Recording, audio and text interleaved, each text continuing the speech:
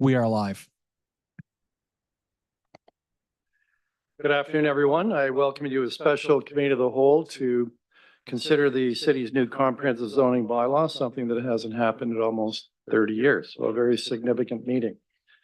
So I'd ask if you please rise as you're able as I read the invocation to begin the meeting. As we come together today, we recognize the great responsibilities laid upon us. Our council will always strive to understand the needs of the people we serve and to use power wisely and well. Our purpose is to establish and maintain a city of prosperity and righteousness where freedom prevails and where justice rules. Let us also not forget those who've served our community and who are no longer with us so that we continue to do the work that we must in their memory. Please be seated.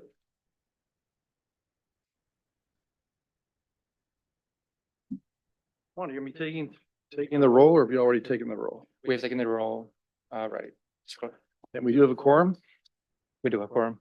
Yes, I see. We have got 3 members attending virtually. So members, does anybody have a pecuniary interest they need to declare regarding any item that's on this afternoon's agenda? Please physically raise your hand. Seeing no raised hands because we have no conflicts. So we'll now move into the substance of the meeting, which is a statutory public hearing regarding the city's new comprehensive zoning bylaw. And as always, I'll have to read the preamble to a statutory public hearing required by the Planning Act. And that is that this meeting is being held in accordance with the provisions of the Planning Act. The purpose of the hearing is to discuss the planning application that's before us, the comprehensive zoning bylaw, and to hear from the public either in support of or against the application. At the end of the meeting, we will pass a recommendation with various amendments, which is generally considered for a final decision at the next meeting of council. The name of anyone who speaks in regards to any item will appear within the meeting minutes. Anyone who wishes notice of any further proceedings regarding the application should provide their name and address to the clerk's office.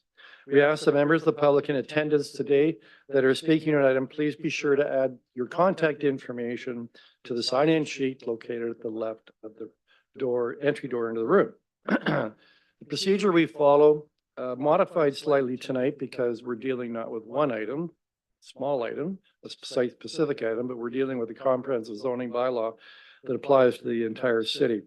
So the procedure we're going to follow is that municipal staff will make a presentation, and then we'll hear questions from the committee members. After that, members of the public will be called to comment on the comprehensive zoning bylaw. We've already have, I think, 6 or 7 that have registered to do that, but you don't have to be registered to be able to speak to this. And you will have up to 10 minutes each delegate to speak to whatever it is you want to tell us or present to us regarding the comprehensive zoning bylaw. After you have spoken, staff will have an opportunity to reply for up to 5 minutes. And then the delegate then has up to 5 minutes to reply to anything that city staff will raise regarding your presentation. And then after that is completed, the council members will then consider the application. Just want to remind you that there are some rules of decorum that set forth in the city's procedural bylaw that apply to this and every other meeting. And that is no person shall display any sign, banner, or placard in the meeting room other than the materials that in the opinion of the chair are legitimate audiovisual aids necessary in connection with any presentation to be made to the committee. All persons present shall use polite and respectful language and shall refrain from the use of any language or the making of any gesture that is disrespectful or offensive. All persons addressing the committee shall speak only on the subject in debate and shall not speak in any other subject, and no person shall applaud participants in debate or engage in conversation or behavior that may disrupt the proceedings of the meeting. So as I said, we have one rather large item on our agenda tonight, and that is the City of Brantford zoning bylaw and companion official plan amendment. And that's implies to the entire city. So I'm not going to call upon staff to make the presentation. I believe, Paul, you're here to do that, along with Joshua. As a reminder, you have 10 minutes to make your presentation, inclusive of any questions, unless we should decide to extend that time. Floor is yours. Thank you very much, and good afternoon, Chair and committee members. My name is Joshua Scram. I'm a senior project manager and also the city's lead on the zoning bylaw project. I want to take a second to thank everybody for attending this evening. This is a huge milestone for the city of Brantford, and as mentioned, replaces a document that's well over 30 years old. So we're super excited to be here to talk with you. So I'll now hand the floor over to our lead consultant, Paul Lowe's, and principal planner with SGL. Good afternoon, Mr. Mayor, members of council, members of the public. Pleasure to be here with you after a number of years working on this very large and important document. You can have the next slide, please. Oh, I have it. There we go. This is at a public meeting last night and I had to keep telling them to move the slide forward. So thank you. I'm going to have a fairly brief presentation here. I'm going to go over the public consultation we've undertaken to date, and I'll be just focusing on the public consultation on this draft zoning bylaw. We've been at this for a number of years with background papers and a number of other open houses we've held during the process. We'll just focus on the ones on the draft that were before you tonight. I'll highlight some of the key changes from the current zoning bylaw. Highlight some of the key changes from the second draft of the zoning bylaw that has been out for public comment. And then we'll just talk briefly about the companion official plan amendment that ensures that the zoning bylaw changes are brought into conformity. So in terms of the public consultation, we've had a couple meetings with the zoning bylaw task force on the various drafts of the zoning bylaw, including many meetings before that on the various background papers. Staff have had a number of councillor meetings. There's been a citywide mail out. There's been meetings with community groups, agencies, landowner, developer representatives. We've had a couple of public open houses on the document. And so we've released the first draft of the bylaw in December of last year. We had a public information session in January in this room. Then we followed up with another public information session just on intensification corridors, provide more detail to the public on intensification corridors, both in terms of what the approved official plan says and what how the zoning bylaw is implementing that. We released a second draft in late June, also with a response matrix that included a summary of all the comments we received to date and a response to each one of those comments and how those have been addressed in the bylaw. And since July to September 10th, we've received additional comments which are in your package, and those are reflected in the third draft that's before you tonight at the public meeting.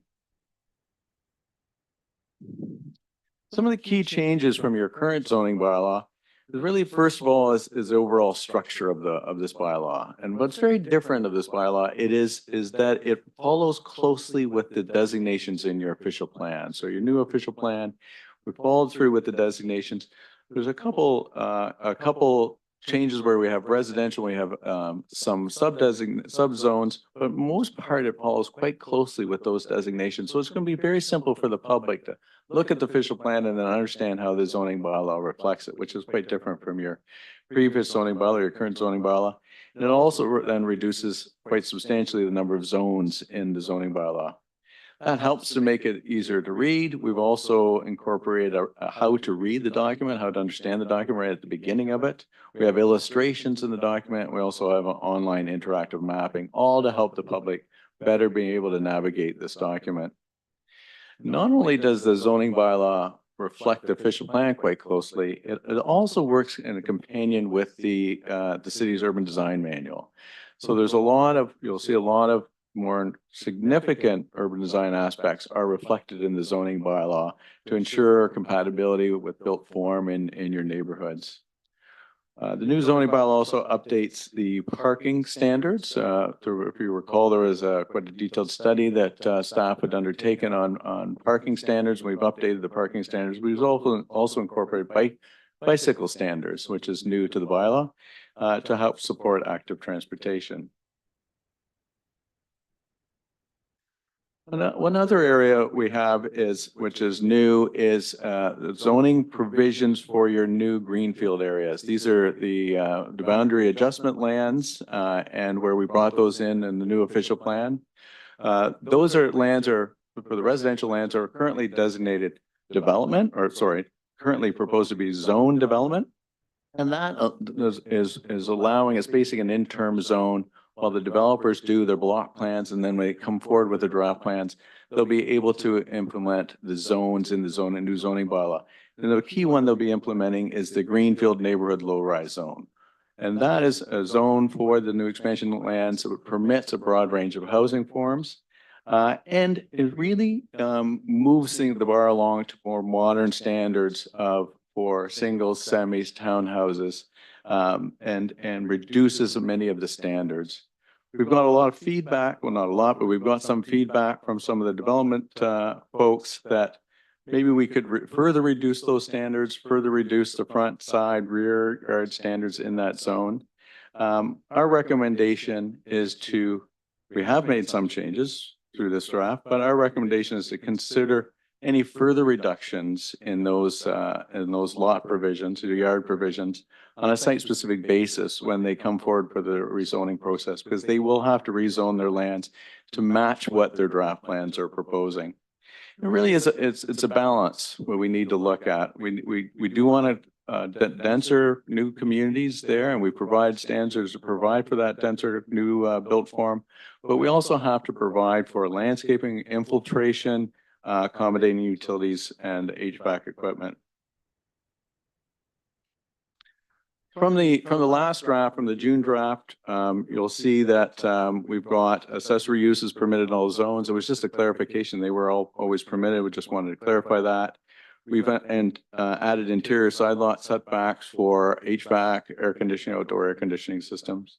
We've updated the general provisions. We have railway study requirements, emergency service permitted in all zones, a number of others. We've updated the definitions, including some new definitions to address some of the comments we've received. We've added new permitted uses to various zones. We've changed the height provisions from stories to meters, but these are for more of the high density zones. And we reduced the height along Erie Avenue intensification corridor to 4 stories, which resulted from the public information meeting we held in April. And lastly, the official plan amendment number 9 is before you. It's not uncommon when you do a comprehensive zoning bylaw and you get into the details, you realize, this provision in the official plan doesn't really work with what we're trying to achieve, or that site really should reflect the proper zoning, and maybe it should be changed in designation. So there's a number of changes we've identified through the process. One of them is permitting museum and recreation facilities in the parks and open space designation, and then that's reflected in the zone. Permitting low-rise townhouses in intensification corridor. Currently, they're permitted, but in the official plan, but only on very skinny lots. Thinking was at the time, those skinny lots, we won't be able to put a mid-rise building, but we're going to have deeper lots that you're not going to fill fully with mid-rise buildings. So the mid-rise buildings would go up adjacent to Arterial Road, and behind that would be allowed for townhouses, low-rise townhouses. So we've revised that policy to allow for that to happen, and then it's reflected in the zoning bylaw. We've also reduced the building heights along Erie Avenue. As I said, in the zoning bylaw, we've done that in the official plan 2 to 4 stories. And we've established 2 new modified policy areas in the agricultural designation to reflect some existing site-specific uses on King George Road. And then we've redesignated a number of properties to reflect existing uses and current zoning provisions. So the final recommendation is to approve the new zoning bylaw and to adopt the official plan amendment number 9. So thank you for your time to present this, and thank you for your time to consider the new bylaw. Committee members, any questions? Councilor McCreary. Just before you start, Councilor McCreary, we're coming up to 10 minutes. If nobody objects, I'm going to rule that we extend a further 10 minutes. This is a very important presentation. And if anybody objects, we can have a motion. But not seeing anybody objection, go ahead, Councilor McCreary. Mayor, this is, there may be a lot of questions tonight and comments from members of committee. Have you given some thought to the variance to our rules to permit more speaking opportunities, or are we going to examine that as we go further on? It's a good question. There'll be a lot of speaking opportunities because we're gonna have various amendments. Everybody will have 2 speaking opportunities, 4 minutes each amendment.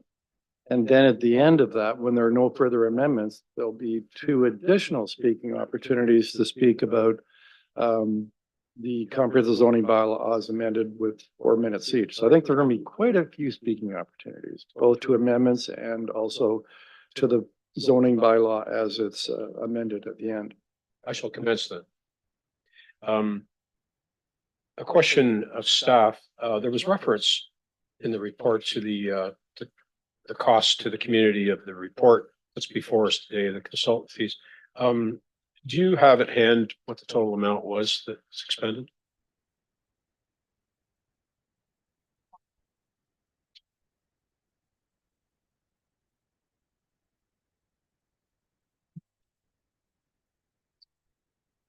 A no would be sufficient if that's the answer. Through the chair to Councillor McCreary, just trying to think of the number off the top of my head. The overall budget for the zoning bylaw project was $400,000. We did receive funding from the province in the amount of $166,000. That's excellent. Thank you very much. I note from the report that the height limit proposed for the Brand Avenue Heritage Conservation District is 3 stories. Could staff or the consultant offer a justification for a 3-story height where that would, for a lot of that would be the tallest building on a block? Through your worship to the councillor, that falls from the Heritage Conservation District Plan that calls for that maximum height. So we reflected what the Okay. conservation plan requires. So it's references made later on that where there's a dispute between the zoning and the heritage district designation bylaw, that the district takes precedence. So that's the reason for the 3-story. Correct. Okay, thank you for that. So you've downsized the heights on Erie Ave on page 12 from 6-story to 4-story. I think I understand the reason for that, but when I look at what's going on elsewhere in the municipality, do our height restrictions really have any teeth? Because we don't seem to be looking at a moratorium on amendments to what we're doing today going forward. So does it actually have merit, the limitation of a 4-story height, when an application for 6 stories would be perhaps approved? To your worship to the councillor, when you put a provision in zoning bylaw, yes, anybody, owner can come forward with a request to vary that standard. And at that point, your staff can ask for studies to help them make a determination and recommendation to council. And then you yourselves can make that review and make that determination. If we provided any higher heights, that's as of right standard. So what you want to do is balance it. What's the appropriate as of right standard that we're not going to worry about and want more justification? And what standard do we want justification of? So that's a balance on any street. You want to look at that and determine what should we permit as right? What do we want more information on a site specific basis on? Okay, thank you. I didn't see a definition for recreation facility in the definitions. Did I overlook that, or is there not a definition? Through the chair, the individual reference to recreation would be under recreation and entertainment. So they would be a joined Okay, reference because there. we had, sorry, I've lost my, page 11 of the report was the reference. Oh, sorry, I apologize. It's recreation in place of entertainment. I apologize in terms of the definition that you'd be looking for. Yeah, okay. Sorry, I just lost my reference on the iPad. I'll move on to the next one. So in Appendix A, page 13, where it talks about prohibited use of lands, it prohibits the use of contaminated lands. Is there reference elsewhere to the reuse of brownfield lands?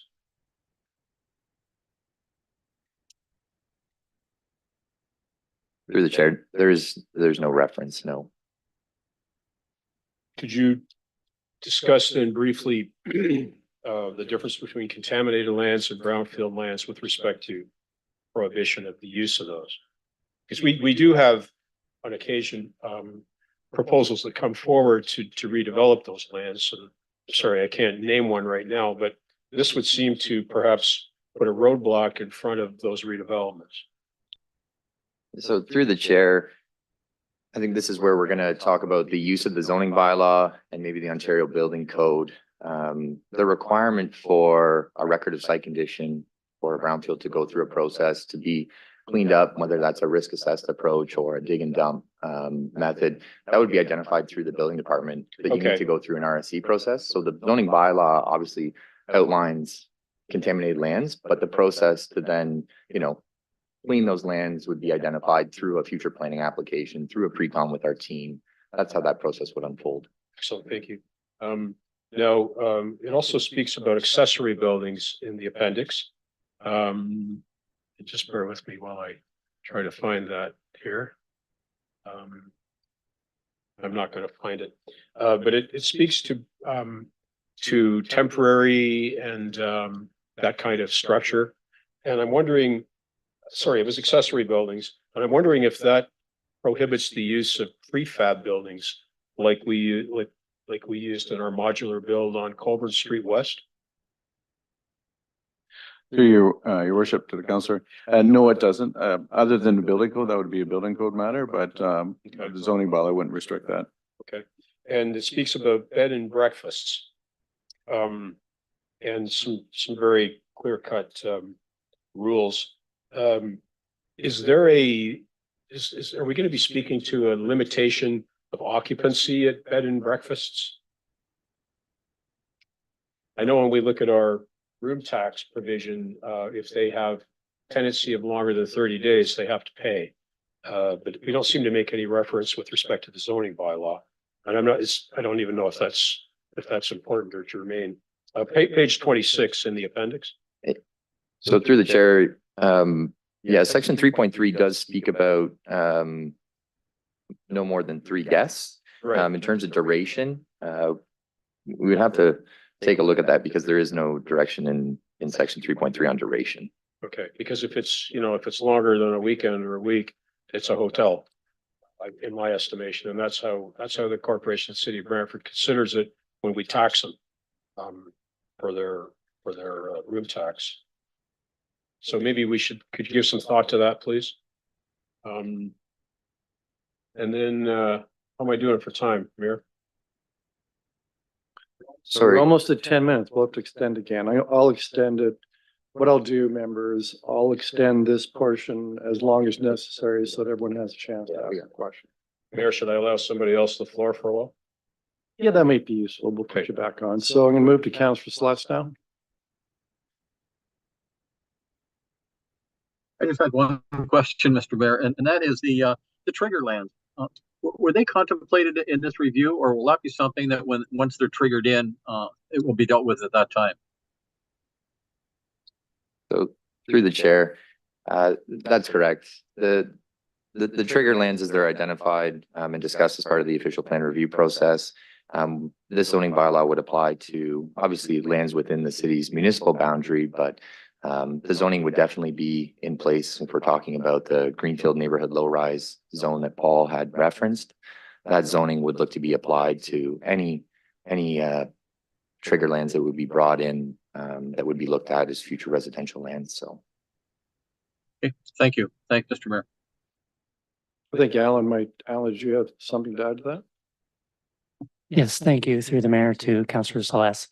The trigger lands are all currently outside of the settlement area boundary. So they're all designated agricultural in the official plan and zoned either agricultural or natural in the zoning bylaw. Any other questions, Councillor Sluts? No, that was it. Thanks, Mr. Mayor. Any other committee members have questions before I go back to Councillor McCurry? I've got a couple of questions coming out of written materials, written submissions we received, but I don't believe they're delegating tonight. First one is CN Rail. And I see CN Rail is through a memo or letter we've received this afternoon. They want to create a 300-meter zone around the CN Rail line where there would be no residential, institutional, school, and daycare, which seems to me to be, we're talking about a rail line between an established urban area. That seems, I would say with respect, completely unreasonable. So my question to staff and the consultant is, I know this is the second round of input from CN. What changes were made in the zoning bylaw to accommodate CN's concerns?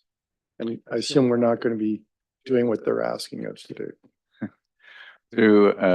Mr. Mayor, no, we're not quite doing what they're asking. We have had some discussions we've had discussions with them. We've reviewed their comments from the last round. We did make some changes. We identified, their comments with regard to the rail yard, not the entire line, but the rail yard. And I'm sure all the councillors know the rail yard. It is it is in the middle of a residential neighborhood. There's existing residential within 300 meters, or existing schools or existing parks within 300 meters. We, in the bylaw, recommended an overlay in that 300 meters that would require, if there's any new residential, would require studies to be done, noise and air quality studies to be undertaken in that area. We don't think it is appropriate to prohibit residential in an area that's designated for residential, designated existing zone for residential, and a very vibrant existing residential neighborhood. So we don't recommend that. The one part of their comments was to ask for a vibration study. I think that is appropriate. We can add that to the list of things to ask for within the 300 meters of a vibration study. But in my opinion, that's the only change that we would recommend. So this overlay area is the 300 meters. That's correct, Mr. Mayor. Can we reduce that to 50 meters? I would recommend to stay with the 300 meters. And the reason being it is, as the letter says, it is DC's guidelines and the FM, forget the name of it, but the federal guideline for development within the adjacent to a rail yard. FMCS, yeah. So we would recommend keeping that overlay. It is a study requirement. Your staff would probably ask for these similar studies anyway at a pre-con application. So it's just a matter that identifying it for everybody so they know the studies would be required. All right, but is it open to us to, instead of 300 meters, making it 200 meters? Yeah, it's open to you, but I'm not sure that's maybe defensible. I mean, defensible in terms of federal legislation. Defensible in terms of an appeal to the OLT. Yeah, okay. But that overlay restriction, the distance, that's set by federal regulation or provincial? Guideline, federal guideline. Okay.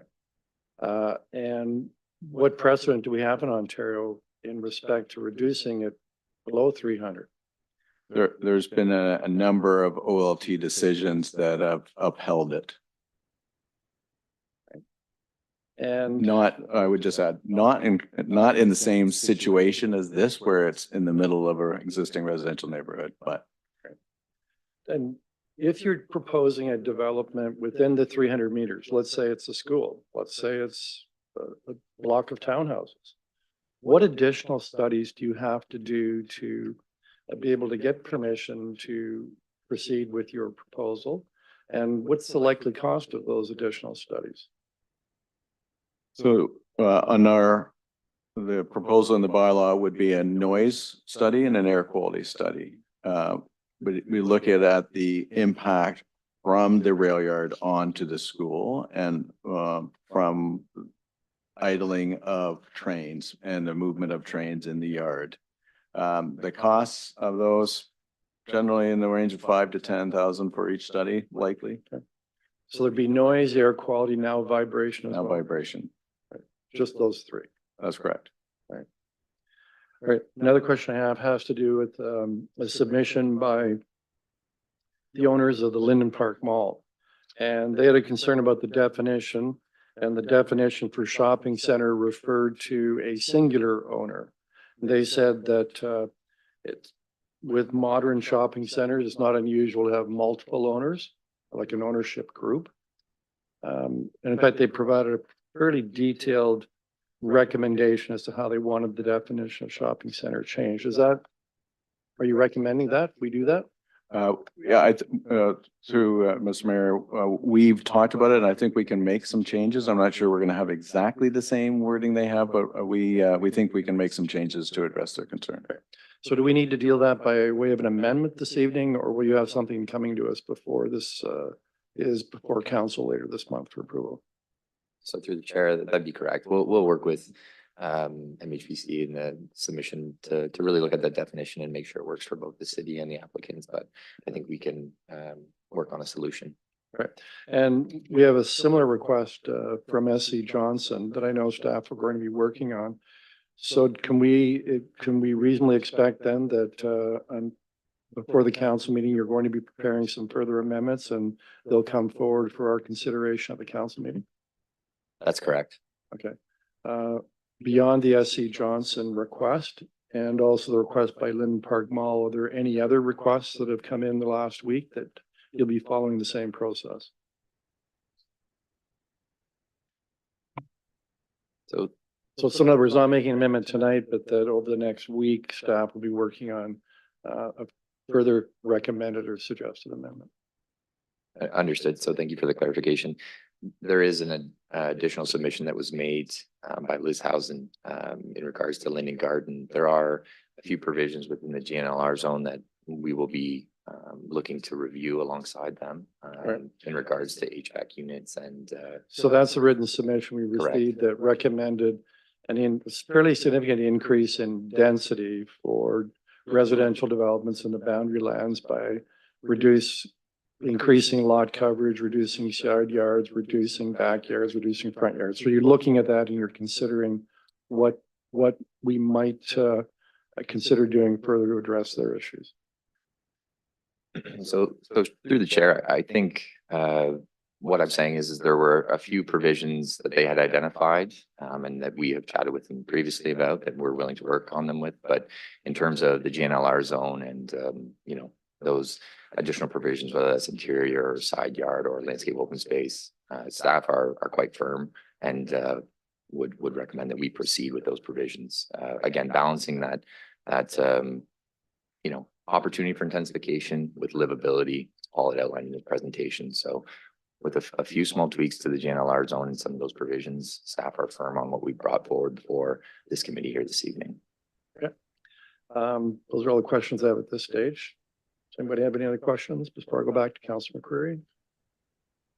Councilor McCreary, back to you. Mayor, thank you very much. Page 35, it talks about home occupations, and one of the prohibitions is premises used as a base of operation to assemble persons for transportation to work off-site or the pickup of goods, materials, or equipment for distribution.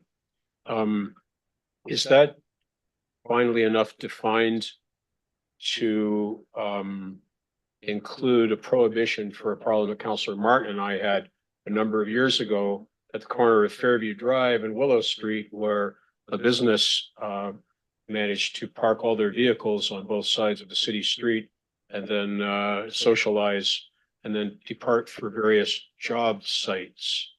Would that capture that sort of activity?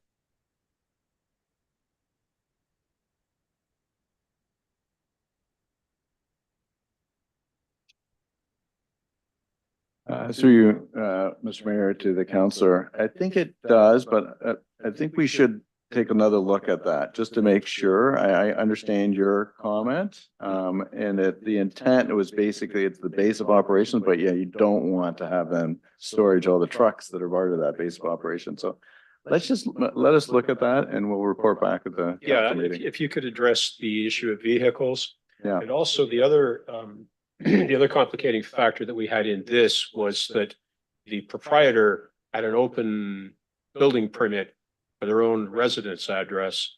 And that was used as a way to store business products and supplies on that site. So that may be another Another odd sort of detail, if you could look at that as well for us. Now, outdoor display and sales areas. Could you speak to that a bit?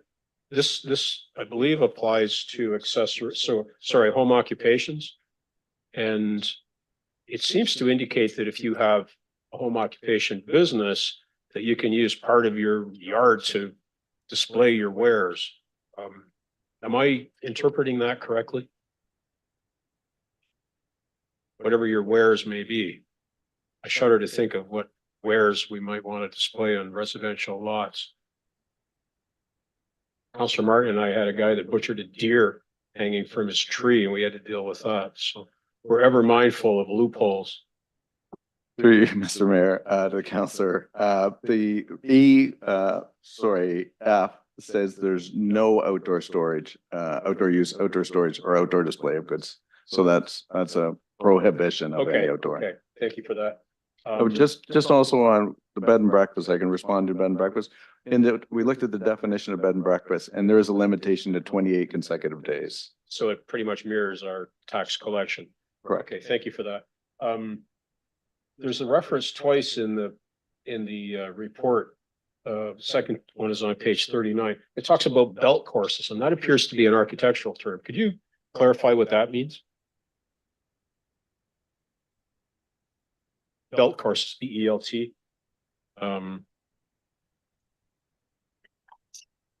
you, Mr. Mayor, to the councillor. Yeah, belt courses, so it's encroachment into a required yard. So a belt course would be bricks which stick out from the wall. So it's an architectural design. So you have a straight brick wall and then the bricks step out. So like coining, Pardon me? coining? Yes. Okay. And that would stick into the required setback. Okay, thank you. Now, short-term rentals, that's on the 42nd page. There are some concerns in other communities where there's a company that sets up pool rentals in residential neighborhoods. And it's sort of like B&B, except they turn out to be party houses. So the neighbors put up with, maybe 100 guests using a pool for a day or 2 days. Is there an opportunity for us to have a look at that, look at the research in other communities and maybe think about what we could or should say about that as well? So through the chair, I think there certainly is an opportunity that seems like a unique but maybe evolving view Yeah, that we it's- can it's- certainly look it's- at. If you look under GTA, Yeah. I think you'll find it there. If you could take a look at that for us as well, please. Sorry, just let me. Use is prohibited in all zones. Okay. Inoperative vehicles.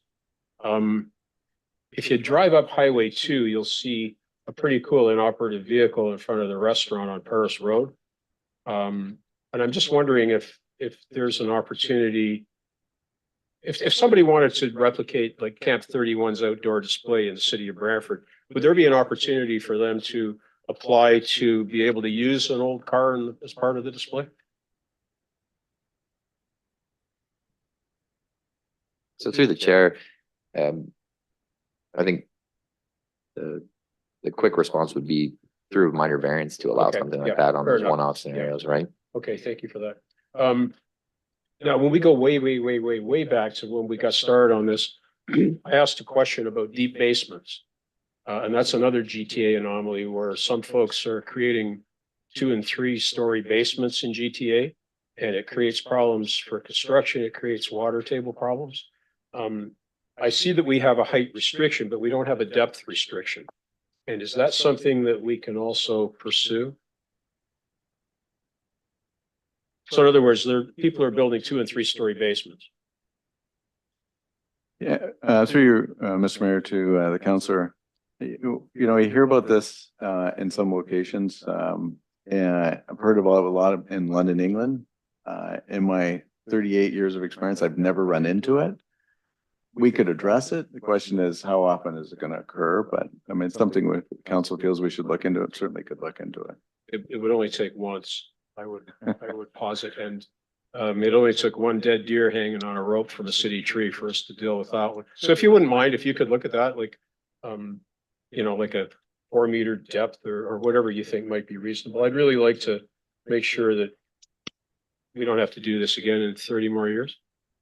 And I want a question that I'm thinking of Councillor Carpenter. Councillor Carpenter has a bit of an anomaly in terms of a commercial industrial operation in the middle of a residential neighborhood. And I think it's maybe on Durham Street. Are there any of these weird little current zoning issues that we think about resolving with this document on site specific? And I'm sorry, there must have been 200 or 300 site specifics, and I didn't get them all committed to memory, but this one is one that I was thinking of.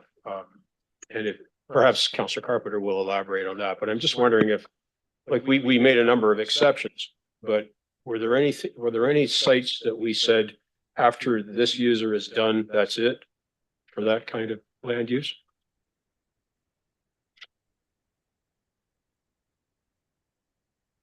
So through the chair, you're right, we did review a lot of site specifics, close to 600. And the project team, was really thorough in our review. I think, the conversation about legal non-conformance, and if something ceases to exist, then it no longer functions in that location. That is obviously something that it would be in place if a site specific wasn't created for that property. So.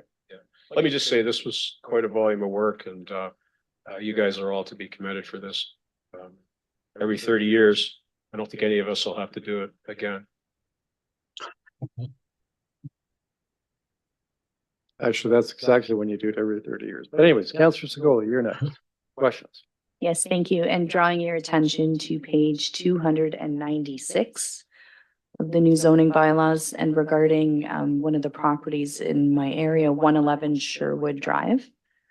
Can you just explain why that's, because it's the Artisan Village, and while I do understand there's different ownership there, can you explain why that's broken out into like 4 different parts and there's different things allowed in each of those parts?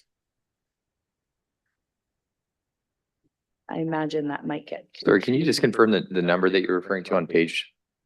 We recognize the property, but page number, just confirm that for me. 296 is what I have here. Do you have the site specific number? It is 10.3.2. Oh, it's GE2, GE3, GE4, GE5. But it's all pertaining to 111 Sherwood. Thank you. So through the chair, this is obviously a very unique site. When we talk about the OP process and the detailed review of this site, it is, for better lack of term, cut up several different ways. And so we talk about the modified policy areas that are in place for this site.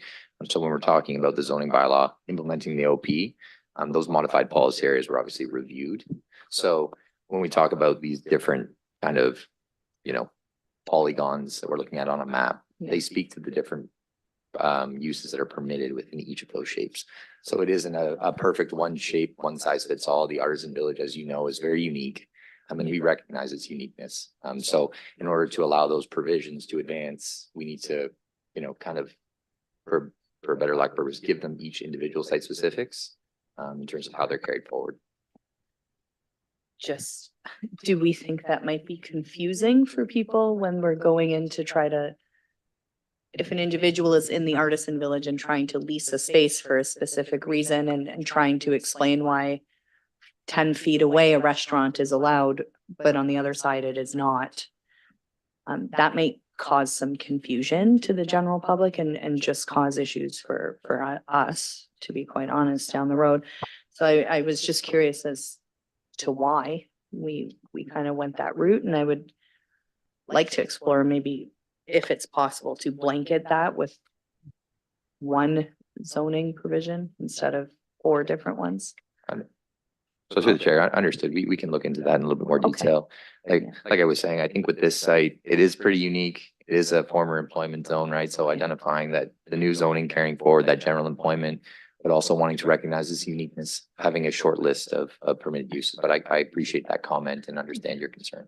And yeah, perhaps we'll reconnect before this comes to council. Thank you so much. Councillor Carpenter. Thank you, Mr. Mayor. Councilor McCurry sort of forced me to speak. Thank you, Councilor McCurry. The legal non-conforming uses, and I know we went through a lot of those old industrial sites in Ward 4 that are now in the residential zone and will be zoned residential but legal non-conforming. What's the process for when they legal non-conforming means when they stop using that use, the use disappears back to and reverts back to the official zoning that we put in this document. How are we going to monitor that to make sure that happens? So through the chair, Counselor, this process would be really monitored through our building department. When we're going to be chatting with applicants coming through for a building permit, you know, if they're establishing a new use, we would really be, and I say we are, our team in the building department would really be looking at that and determining if that use ceased to exist and sharing that information with the applicant. So when you say sharing with the applicants, so for example, if we've got a scrapyard that's not legal non-conforming in a ward, in a residential area, and that scrapyard ceases to operate as a scrapyard, I guess a local councillor could notify the building department and they would make sure those changes were made or clarified. Through your worship to the councillor, once it ceases to exist, and that use ends, there's nothing you need to let the building department know. When a new use comes in, if there's been a gap or there's another use in between, if they don't have the zoning, the building department will look at the zoning and say, well, your legal non-conforming ended when that other use ended. Now, if a scrapyard ends, a scrapyard company ends and another one comes in immediately afterwards, that legal non-conforming maintains, doesn't stay with the company. But if the use ends for any period of time, that use ends. Yeah, but verifying that use, here's an example. The Brock Street used to be a marijuana grow operation. We've changed the bylaw since then, and they've ceased operation, but they can no longer go back in operation there. But how do we verify that they've ceased operation and another use has been in place? Is that through the building department or an application for changes or adjustment to what work's been done there? Your worship to the councillor, from my experience, what will be the onus will be on the landowner to prove that they're legal non-conforming. So they would have to do an affidavit to say why they think that legal non-conforming use has been maintained and provide that to the building department to prove to the building permit. So it's not the building department's requirements, their role, it is the role of the applicant, the role of the owner to prove the legal non-conforming use. Okay, so I take it then that every time that someone comes to the building department for an application in the area that is legal non-conforming, they'll need that affidavit. Thank you very much. Right. Thank you, Mr. Mayor. Councillor Hunt. Yeah, so through you to staff, so legal non-conforming, does that applicable use survive? So if a business is sold, so it's legal non-conforming, and someone sells the business, if they're still going to be utilizing it for the same legal non-conforming use, does that legal non-conforming transfer to the new owner? To you, Mr. Mayor, to the council, yes, it does. So it's irrespective of who owns it. It's the use continuing. So if the use continues with different owners, that legal non-conforming use permission stays. Okay. And then just one other question on the short-term accommodation. In Ward 4, we actually do have I can't remember the name of it, but for lack of a better word, a party house, pool, 5 bedrooms, that kind of things. It does say in 3.28 section A that it must be operated with the person or person whose principal residence is the dwelling. But then E says short-term rental accommodations must be registered through the short-term rental accommodation registry program as amended. So we have a situation where we know that this is not the principal residence of the owner, but yet they have been registered under the short-term rental accommodation registry. Is this a change or is this something that?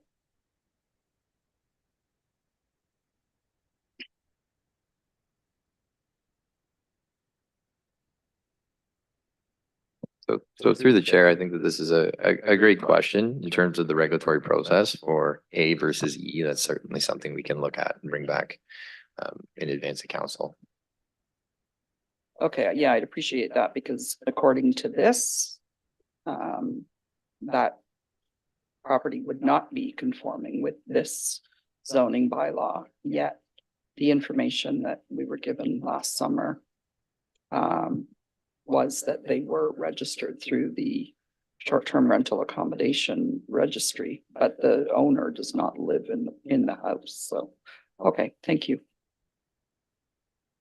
All right, I don't see any other hands raised for questions, so of course, staff and the consultant will be available for questions by council members as we proceed through this evening's deliberations.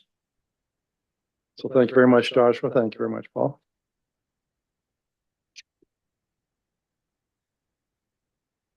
So the floor is now open to members of the public who wish to speak to this item. And if there's a member of the public who's tuning in and attending virtually, they would have to raise their hand using the raised hand function at the bottom of the screen. But we do have several that did register. So we'll move to hear from them first. I believe the first we have is Mr. Douglas Stewart. I see you there in the audience, representing Illumination Windows and Siding. So just a reminder, as you come forward, you have to state your name and your address, who it is, what matter you're speaking on behalf of, which property or which issue. And then you'll have 10 minutes to speak, inclusive of any questions by committee members.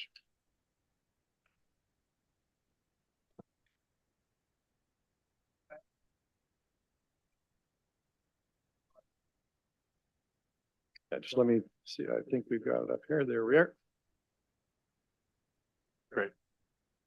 So also, I wish to apologize. I have a terrible cold, so I'm trying to do this with that. So please bear that in mind. As introduced, my name is Douglas Stewart. I'm an associate and a manager of planning for our status. Our actual address has changed. I don't remember it, but I can provide that. So if I may begin, what I am here for this presentation is to speak to on behalf of 101 Catherine Avenue. I'm going to give a bit of the background. I'm going to describe what this piece of property is. I'm going to somewhat describe what's surrounding. I'm going to talk about the proposed bylaw and the concerns. I'm going to then respond to whatever questions council may have. So the subject property is currently under use as a general office and sales establishment, for a showroom, for office, for windows, doors, and sidings. What I can tell you, we on behalf of the business have been involved in the review of the official plan and the review of this bylaw. This property is in the official plan is designated as residential on Schedule 3 of the plan. The proposed bylaw is suggesting it should be existing neighborhood, low-rise residential. This property, which is right now, as I identified, is used for offices and showroom, in my opinion, is an excellent potential where infill and intensification could occur. This parcel of land is approximately 0.58 hectares and has frontage on multiple streets. We have prepared and provided to our people we represent a proposal that would show approximately 24 block townhouse. When you look at the configuration of the property to maintain it or to propose it for single detached wouldn't result in the efficient use of the property, wouldn't result in the efficient use of infrastructure. So when you look around there, this is an area that has gone there's been quite a bit of alteration and changes. There's some commercial and there's the area as the artesian district, and it's a mix of commercial and residential and such. It's not all single detached. There are some multiple buildings there. So we're expressing on behalf of who we represent just two issues. In the bylaw, it applies the term existing. We believe that term is needless and should not apply. And within the permitted, what is allowed in the neighborhood, low rise, residential, it excludes townhouses. So some questions for council. Would you agree with me there is a housing crisis? Would you agree with me that the province has undertaken significant legislative modification to both policies and procedures to address the housing crisis? Would you agree with me that the city of Brantford, when they're updating their zoning bylaw to implement the approved official plan, is a positive step and is a benefit? Would you agree that the purpose of the official plan and the bylaw is to create certainty when you're considering public policy?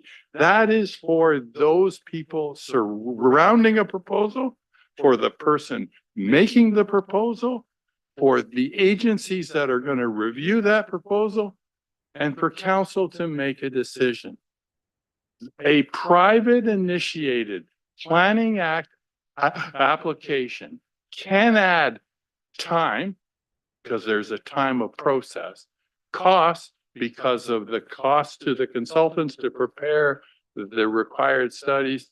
More importantly, uncertainty, even when you're implementing the approved official plan. So the term existing is not anywhere else within the official plan or the bylaw. In my opinion, it's prejudicial. It applies, there's no change. It's not reflected anywhere else in the bylaw. It's not needed. Our request is that council delete the term existing from section 7.4 of the zoning bylaw. There is a direct relationship between the official plan land use designations and the proposed zoning bylaw. We've heard that term from staff and the consultant today. In the low-rise residential building zone, it permits single detached, semi-detached, duplex and triplex and townhouses. That's from the official plan. We were a participant in the official plan. That was our request. On table 38 of the proposed bylaw, it only permits single detached and semi-detached, excluding duplexes, triplexes, and townhouse development. Therefore, to implement the official plan, a zoning bylaw amendment would be required should a duplex, triplex, or a townhouse be proposed, even though the official plan gives you that permission. The request, the exclusion from townhouse from the permitted uses should not occur. It's clear, though, we've heard comment that we don't want it as a right. That's the comment we've heard from staff and the consultant. But I want to be sure to you, not every parcel in the land use designation or in the proposed zoning bylaw could accommodate townhouses. When you look at 101 Catherine, there are many lots that would be ideal for development that are very similar. And it's good to make use of the infrastructure. So then someone will say, well, if the parcel's too small and they're permitted townhouses, well, they can buy the next one. Trying to do property consolidation is significantly challenging and costly and not always successful. So a private initiated Planning Act application adds time, cost, and uncertainty when you're implementing the official plan. The request, add townhouse dwelling to table 38 of the bylaw and provide appropriate regulations. I want to thank you for this time, and I'm here to answer any questions you may have.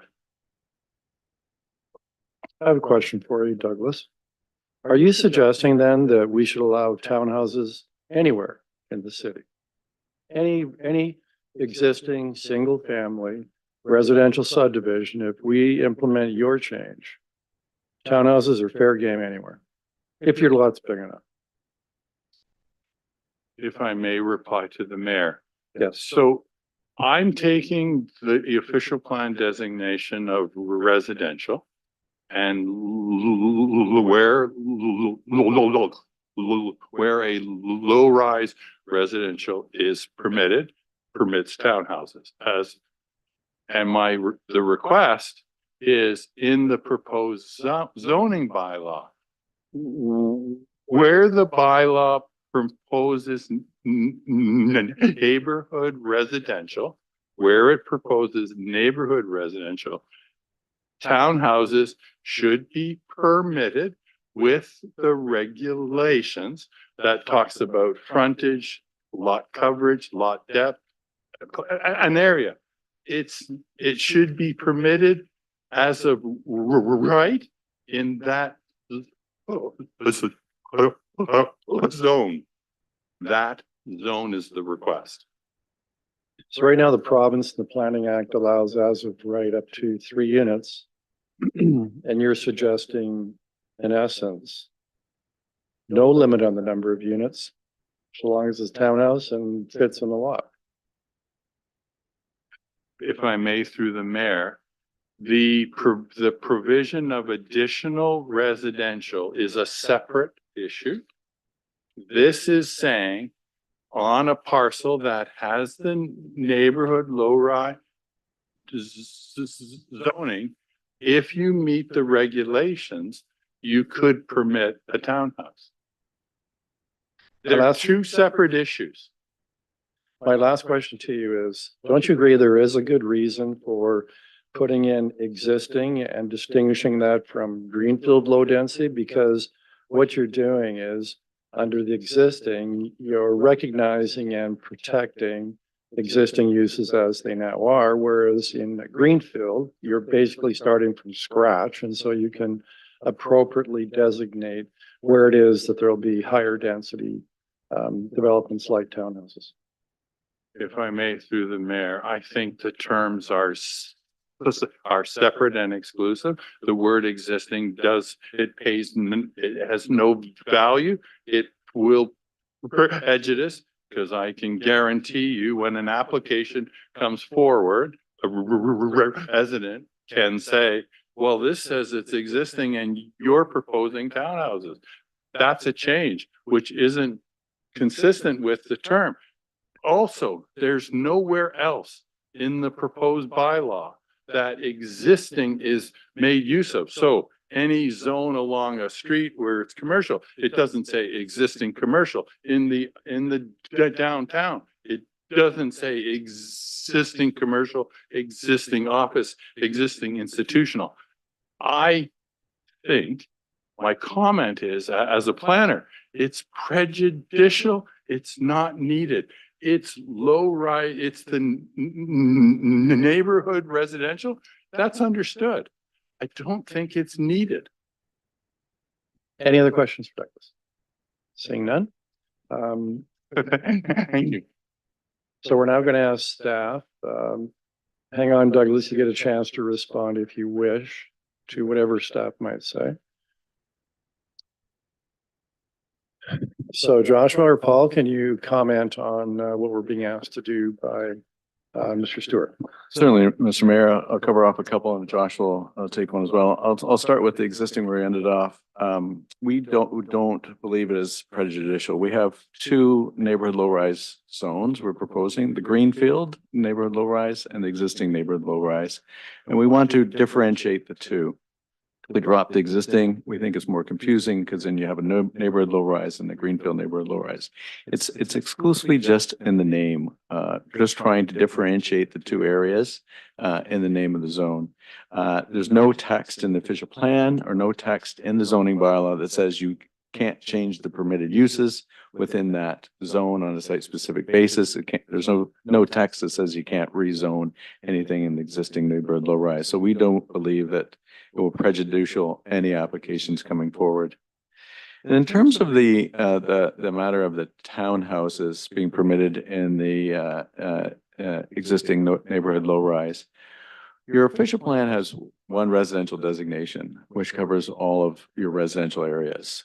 In that, we permit mid-rise. In that, we permit low-rise. And in the low-rise, we permit various types of housing. There's no requirement that your zoning bylaw has to completely reflect your official plan. And you don't want to do that because that's a very broad designation. You want different zones and appropriate for different areas. So we have the suburban residential zone that applies to Tutuila Heights and a couple other areas where they're very large residential lots. And we don't want townhouses in that area. And in your existing mature neighborhoods, you want to be able to, you don't want that as a right. We want to look at that on a site-specific basis. We don't, it would be the same to allow mid-rise throughout the existing residential neighborhood low-rise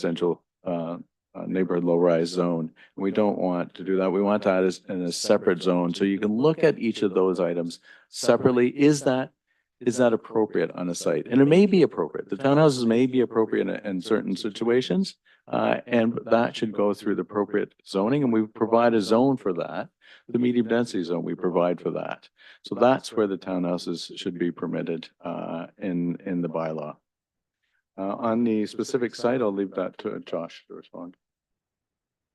Thanks, Paul. And through the chair, I just want to touch on Paul's comments in regards to the official plan. I think when we talk about, working with our stakeholders and agencies through that process and identifying land uses across the city, talk about consolidation and making a more efficient official plan. One of the things that was done was identifying residential land uses as a whole and not necessarily, chopping that up. And I think one of the benefits is, through future applications of zoning, an official plan amendment is not needed. Right? We're going to see that, these things are going to be allowed, but they need to be allowed, as Paul had mentioned, through proper review. So we have, if we look at the zoning bylaw, we look at that new interactive mapping, we're going to see this existing, low-rise areas, and we're going to see residential, that RMR kind of scattered throughout there because those sites have been reviewed, right?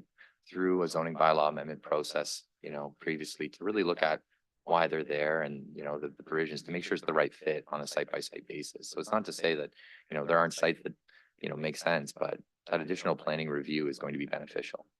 So Joshua, in this case, there was a site-specific request, 101 Catherine Ave.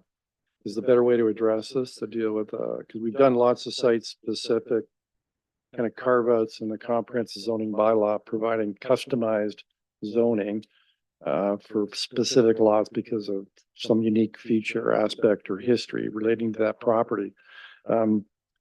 Same approach, would that make sense here or not? Dealing specifically with 101 Catherine Ave and what the request is. So through the chair, through the commenting period, our stance was obviously coming forward as an application to continue on with that application and give staff the opportunity to review it and all of our supporting, agencies, the opportunity to thoroughly review it in the context of this area. Great, thanks. Any other questions for staff? Nope. Thank you, Joshua. Thank you, Paul. So Douglas, you to reply. Do you wish to reply? Yes. Sorry. So the request is not to add townhouses to the zone suburban. It's to the neighborhood low rise. That's one thing.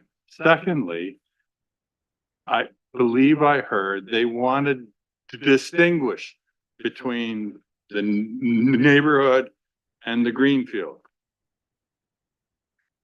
Maybe I'm not understanding it, but if it's zone neighborhood or if it's zone designated greenfield, isn't that the distinction they're trying to see occur? Again, I don't want, it's my professional opinion. The term existing is prejudicial. I guess in time we'll see whether it is.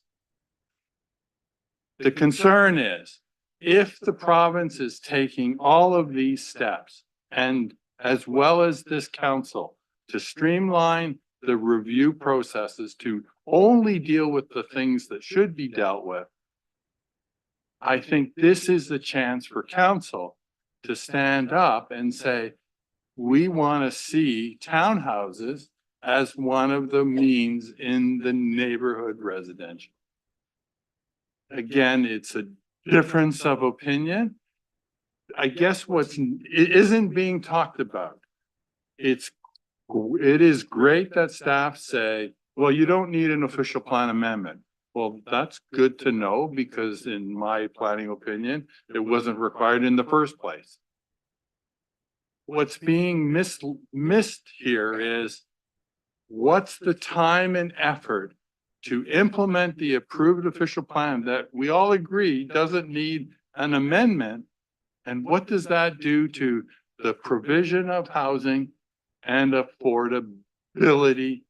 And more importantly, the uncertainty. If you work in the private sector, what people will tell you is, what can I do and what do I need an approval for?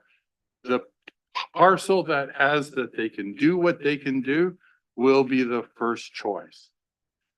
Again, in a respective form, I do not agree with staff.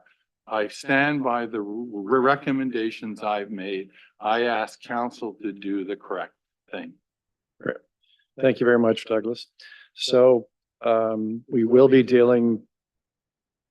Well, first of all, just so everybody realizes what our procedure is, we're going to be hearing from a number of other delegations. Then at the end of that, we'll consider approving the comprehensive zoning bylaw. And if someone wants to put forward an amendment to deal with the issue you've raised, they'll do it or they won't do it. We'll see. So stay tuned. But thank you very much for coming forward and making your presentation, Doug.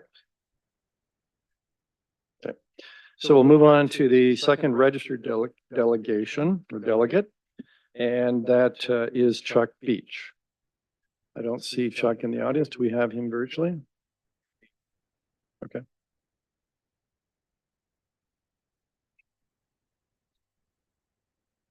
He has a presentation as well. There you are, Chuck. Welcome. If you could please identify yourself to the viewers, state your address, and then you'll have 10 minutes to make a presentation. And you'll see on the screen, we do have the PowerPoint that you gave us. Thank you very much. Thank you, Mr. Mayor and staff for giving me this opportunity.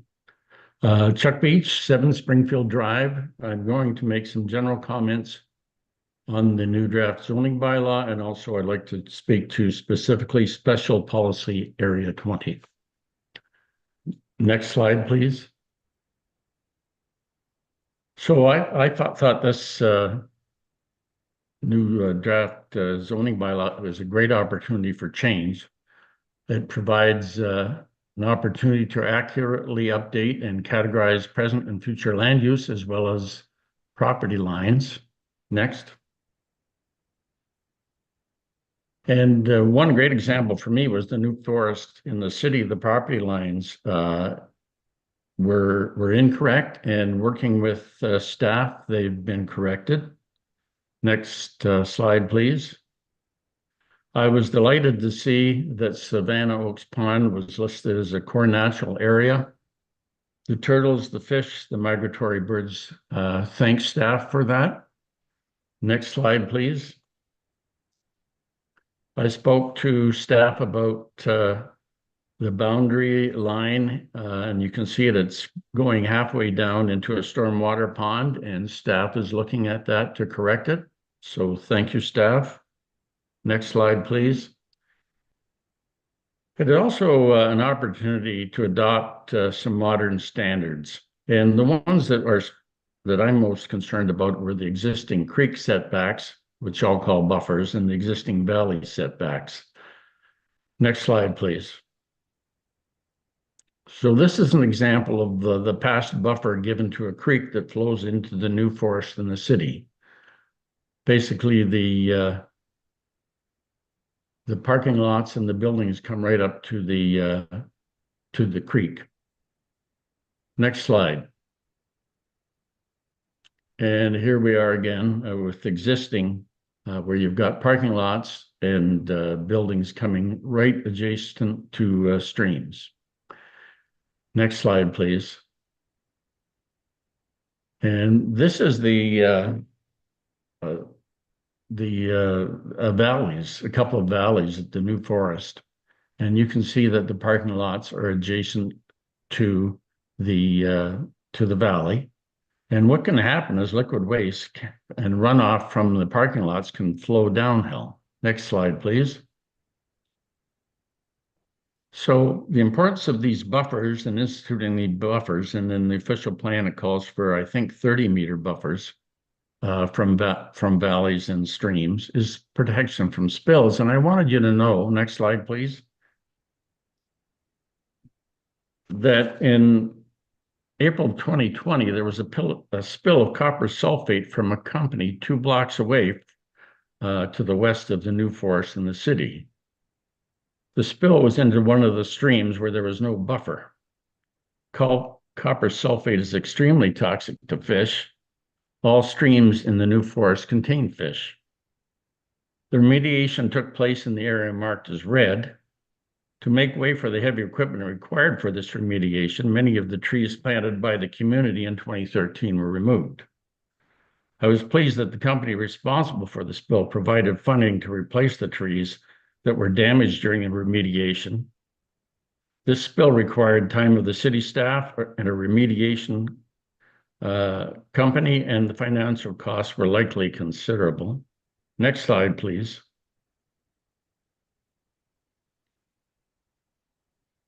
Last December, transmission fluid was found in another one of the creeks leading into the new forest. I do not believe the source of the spill was ever identified. I do know that the remediation company was hired, and the incident would have cost the city a fair amount of money. The harm done to aquatic life cannot be estimated. So, hence the importance of buffers and those outlined in the new official plan. Next slide, please. So this brings me to the Dobney Creek opportunity, Special Policy Area 20. And I'm looking to have the zoning amended to save this unique natural area. Next slide, please. So this is the area in question using the interactive map that city staff provided. And it's currently zoned H5N, which means it's a natural core area but if certain studies are provided, it could be possibly developed. Next slide, please. And this is one of the maps we have from the GRCA.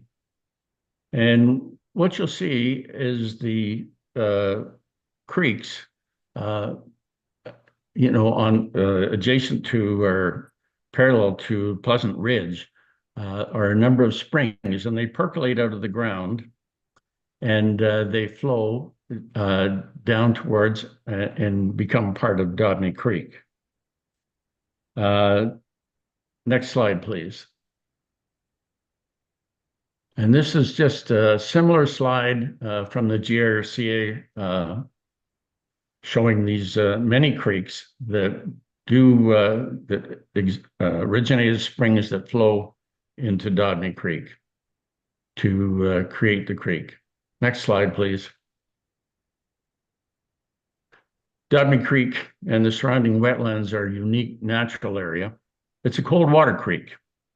It sustains a population of brook trout, and according to a gentleman from Trout Unlimited, these brook trout have been there for 5,000 years. Cold water creeks are important because they can dissolve a higher oxygen level. Turns out brook trout require this higher oxygen level to survive, and then can only survive in cold water. Now, these trout are best in summer temperatures of 12.8 to 15.6 degrees. Dodney Creek and the lands surrounding it provide habitat for a wide variety of other plants and animals. Next slide, please. So it was much to my chagrin when there was a public information center on Special Area 20 brought forward by some companies that wanted to put in some access roads.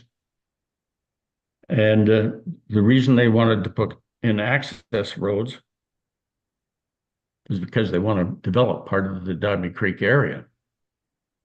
So they were taking advantage of this land designation, H5N, to pursue development and put in a subdivision. Next slide, please.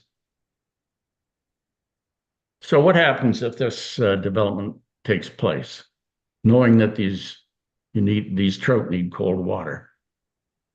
Well, summer runoff from the roads and rooftops will far exceed 15.6 and will warm the creek. The unique plants and animals of the area will disappear. The trout will not survive. Next slide, please. So this is an opportunity to rezone to modern standards. We ask ourselves, how did Dodney Creek get zoned H5N? If the property was being zoned today using modern standards, what would the zoning be?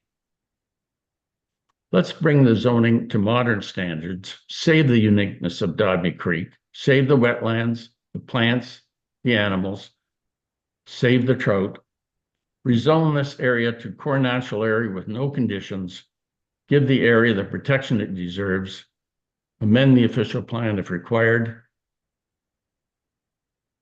I'm counting on City Council to do this. Thank you so much. If there's any questions. Any questions for Chuck? Seeing none. Thank you very much, Chuck. I'm now going to ask. Oh, sorry, Councillor Van Tilburg. Question. Thank you, Chair. Yes, my question for you, Chuck, is the threat to that you're stating is that the cold water streams will be affected, their temperatures will rise. Is that correct? That's correct. And does that effect not also transfer right into the Grand River itself? End up with warming up the Grand River if we keep doing this to each stream? For sure. All right. Yes, sir. So do you believe that the core natural area designation will give it enough protection? That's that's the area we have those on Hardy Road, a similar situation. I believe it will. All right, thank you. All right, I'll now ask staff, do you have any comment on what Mr. Beach's presentation? Thank you through the chair, and I just want to, thank Chuck for being a participant in the zoning bylaw project. Chuck and members of his team have had numerous conversations with staff. I'll speak to the photos that were shared and the conversation around the new forest in the city. In conversations with Chuck and his team, I think it's important to highlight the city's official plan does provide policy direction to our core natural feature. It does talk about buffers. It does talk about, respecting ecological function. And through all the good work that Chuck and his team have done, the expansion of the forest in the city obviously has grown. And so as part of that, it is growing, in and around some of those employment areas. And so we recognize, that the value of that work, and city staff have been out and done site visits and walked around with Chuck. So this is where, the challenge of existing industrial uses coming up against the core natural area that has expanded, and but we do have really good OP policy in place to respect the ecological function, the requirement for EIS studies if any of those uses were to expand. So to that effect, I'll just indicate that the OP gives direction and really follows suit with the zoning bylaw. In regards to policy area 20, I'll let Alan maybe provide some feedback on that. Through chair to the committee. No, I just wanted to provide some clarification that the zoning bylaw before you this evening zones this property, modified policy area 20, as core natural. It's a zone that does not permit residential development. So it already is zoned core natural. What the holding provision specifies is that studies will need to be done before the hold is removed. It's almost a bit redundant because that's a requirement of modified policy area 20, which again doesn't sit in the zoning bylaw. It's within the official plan. The official plan doesn't designate these properties at this time for residential development. They are designated core natural designation, but there is a modified policy area that suggests if developers can prove through the various studies that are required, both by modified policy area 20 and the holding provision in the zoning bylaw, that limited low density type of development may be permitted in that area. So modified policy area 20 again sits in the official plan. It provides for the potential that there may be some low density development within that area, but it all needs to be vetted through the required studies that staff, our peer review consultants, GRCA would be reviewing.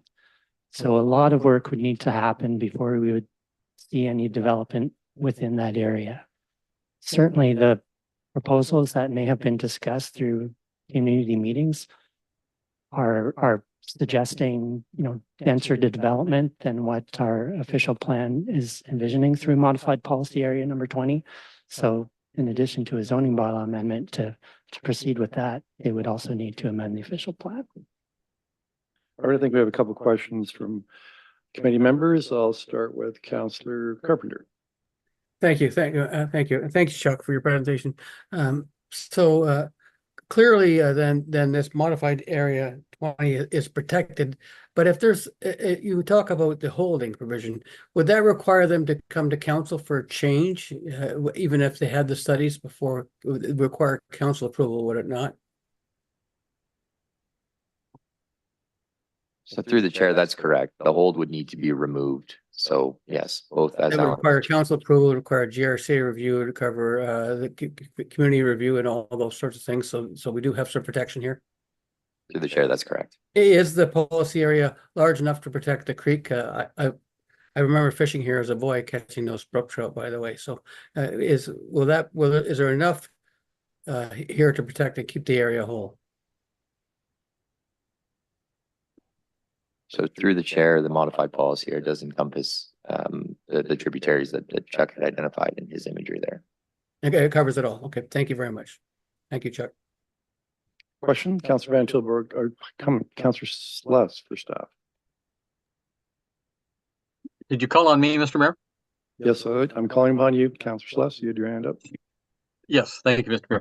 Mayor. Through you to staff, why would we not just protect it instead of putting a hold on it and potentially somebody could do something there if they jump through all the hoops and then now it comes back to council and you're trying to make a decision rightly or wrongly about the future of it when the intent is to protect it. So why not just protect it from the get-go? It sounds like false economy to me. We're sort of protecting it, but not really protecting it because there are ways around it that might work. And it would seem to me that most of the studies we get will give you the result that the payer of the study is requesting. So I'm really hard pressed to believe that if somebody wanted to, they could certainly. We're dealing, Councillor Sluss, questions. Yes. So I guess my question to staff is, why would we not just get rid of the H and make it a protected area? So through the chair to the councillor, Nicole Wilmot, Director of Planning and Development Services, I think there's been some miscommunication or misunderstanding here. These lands are protected in our official plan. They are designated as core natural area, and we are further reinforcing that in our zoning bylaw by designating these as core natural area. The holding provision is a benefit. The holding provision just simply further reinforces the OP policy as well as the new proposed zoning to signify to a potential applicant that there are detailed studies that are required in order to determine whether or not development may be permitted in this area. So what this hold essentially does is it is additional trigger, much like the adjacent lands overlay in our official plan, that triggers to the development community that there are detailed and further study required in this area before the municipality will consider development in this area. So essentially combining the core natural area zoning with the designation achieves, I believe, what the delegate is seeking, which is the identification of these areas as being naturally significant and that no development is permitted here until further study is undertaken, at which case a planning application, if ever submitted, will come before this council with recommendations from staff and will also be required to lift a holding provision. Okay, thank you, Councillor. heard I'm that. slightly What would- beyond what- 5 minutes, which is the permitted time period under rules of procedure for staff to reply. So I'm going to now ask Chuck, you have an opportunity to reply to the information that staff just provided and up to 5 minutes to do that, inclusive of questions. Thank you, Mr. Mayor. One of the concerns that I've had is that under the change to the Conservation Act, the GRCA cannot comment at all on plant life and animal life. They are restricted to erosion and flooding. So when I'm told that, as I was by RT Burnside, that they were sending numerous studies to the GRCA, didn't give me any satisfaction whatsoever. And I agree with Mr. Sluss. Let's not, why are we even entertaining the possibility of development? This is humbly my opinion. This is a non-starter and save everybody some time, save the developer time. Let's just stop this and save it. Thank you. Thanks, Chuck. Any other questions? Seeing none. Again, Chuck, we may be dealing with this later once the entire zoning bylaws on the floor. That'll probably be at least an hour or two from now. So we have a number of other delegations, but thank you very much for coming and making a very concise, detailed, factual presentation. Thank you. So we'll now move on to the next delegate, which is Chris McCurdy, I believe. Juan, is he coming in virtually as well? Nope. You're right here. So Chris, I understand you have a presentation, so we're going to have staff put it up, and if you just sit in the delegate, this area to your left. There's a microphone there. Yep, you got it. So if you just confirm, Chris, your full name and your address, and then you'll have 10 minutes, up to 10 minutes to present to the committee. I have to push a button or this is fine. Okay. It's on. If the red light's on, it's on. Got it. Thank you. My name is Chris McCurdy. I live on 107 Gillen Road, and I'm representing myself. And the good news is it sounds like I'm going to go faster through my presentation because it's the same talk that Chuck just talked about. So good afternoon, and thank you for giving me the opportunity to speak today. Mayor Davis, councilors, members of the public, and city staff. I'm here today to protect Dogny Creek Corridor. Push the button to go forward. What I'm going to tell you that's a little different from what was presented earlier is that we already have the information in our city reports that basically say, why do more studies? We know this area needs to be protected. Let me take you through this.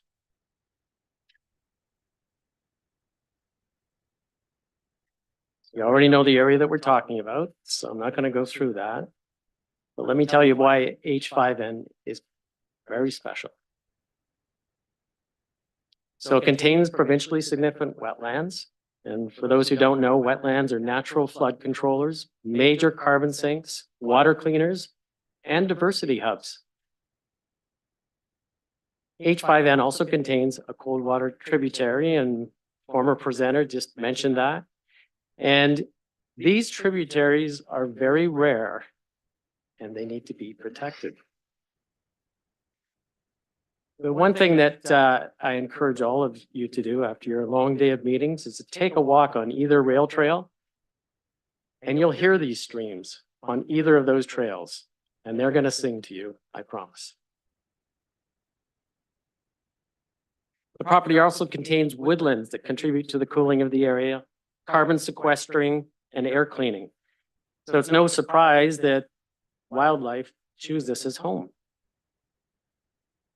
Our master waterfront plan states that Dogny Creek is a priority area for restoration. And if you look at our master plan, it says H5N contains a natural underground reservoir and a significant groundwater recharge area. Wow, that's pretty special. And I think the flag here is it's been labeled as a highly vulnerable aquifer. So we shouldn't build here. And what happens when you have unique features of clean and cold water and woodlands and multiple streams and meadowlands and wetlands all in one area? Well, guess what? You get unique flora and fauna thriving. Hence the brook trout and the red dace, which is pictured on the plaque on one of the rail trails, and the eastern loggerhead shrike, which swooped over my head last week. 3 indicator species that are saying this is a very special area. I don't think we need more studies.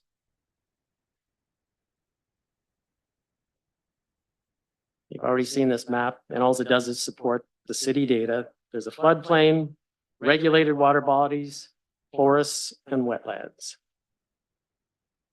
One of the great things about Brantford is we're very lucky. We have a community that's also engaged in the protection and restoration of Dogny Creek. We also have businesses, government, and not-for-profit organizations that have supported the area with funds, expertise, and resources. I was really pleased to see this section of the zoning bylaw. And it says the purpose is to protect lands. And it has that list up there. And on that list is basically a description of H5N. We don't need any more studies, folks. And if we're to step back just for a minute and look at what's happening in the world, there's 2 recognized global environmental crises. We've got climate change and we have biodiversity loss. And there's global efforts underway to collaborate, fund, and take actions to moderate and reverse these trends. Canada and Ontario have signed on to these global initiatives, and communities like us are being asked to contribute and take action. The stark reality is the lack of action at all levels will put life on Earth as we know it at risk. But if we take action with the simple step of protecting the Dobney Creek corridor, our community will be helping to mitigate climate change and help biodiversity thrive. We'll help to breathe hope into the future of our city and will inspire other cities to take similar steps, like Guelph is doing. We need this. So I implore you to protect H5N in its entirety. So you've got Brantford reports, you've got the Globe, you've got our nation, we've got the province, and we've got our people saying we should support protection. Guess that didn't transfer too well, but my request is that you amend the zoning bylaw for H5N to prohibit development.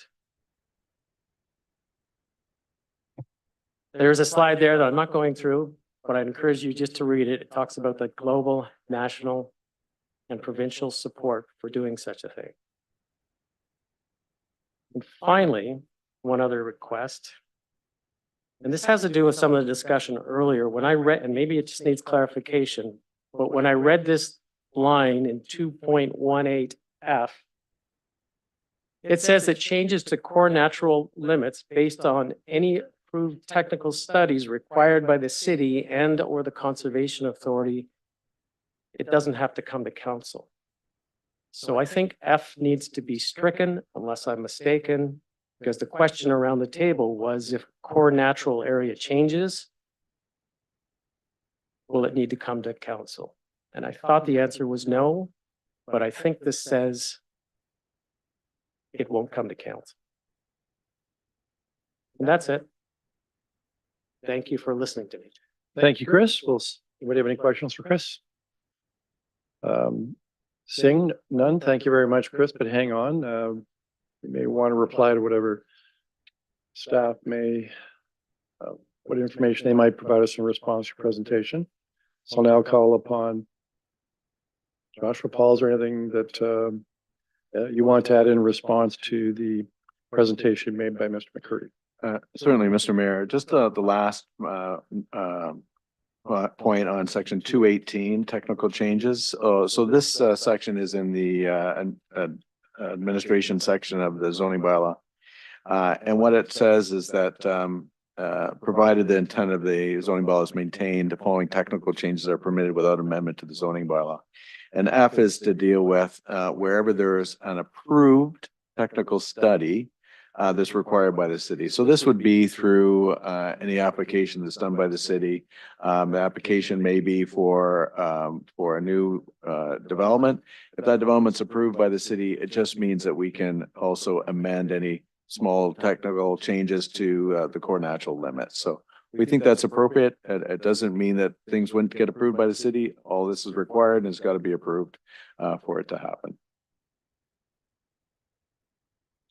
Any questions for staff? Seeing none.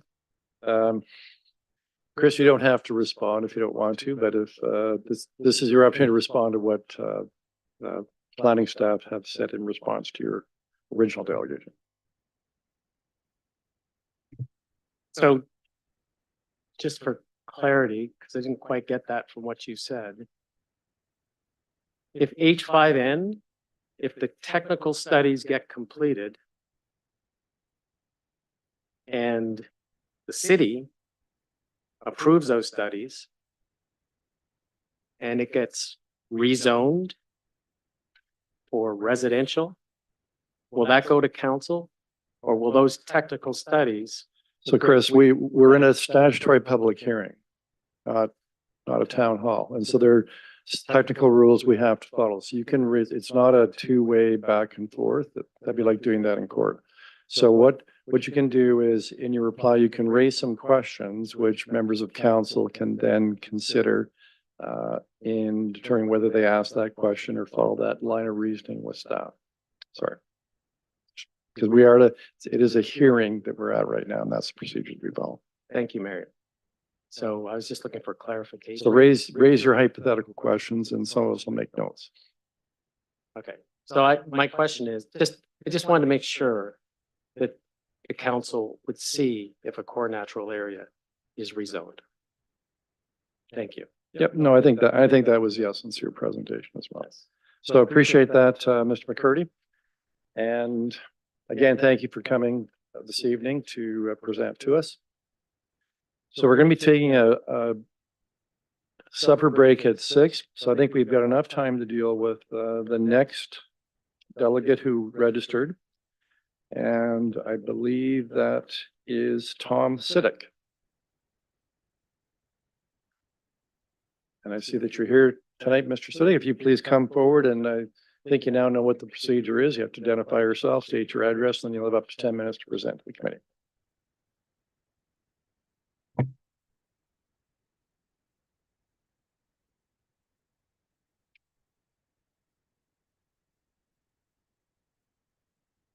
Okay, thank you. My name is Tom Seatak. My address is 84 Highland Drive. And thank you, Mr. Mayor and City Council, city staff, and members of the public for listening. I'm also going to speak about the Dobney Creek watershed, and hopefully I won't be repetitive. I'd like to give you a bit of a historical perspective on why I have a close relationship to this area. And I'd also like to explain a little bit about the biology and the ecology of the area. And hopefully that will illustrate the point that it needs the fullest protection under the new zoning bylaws.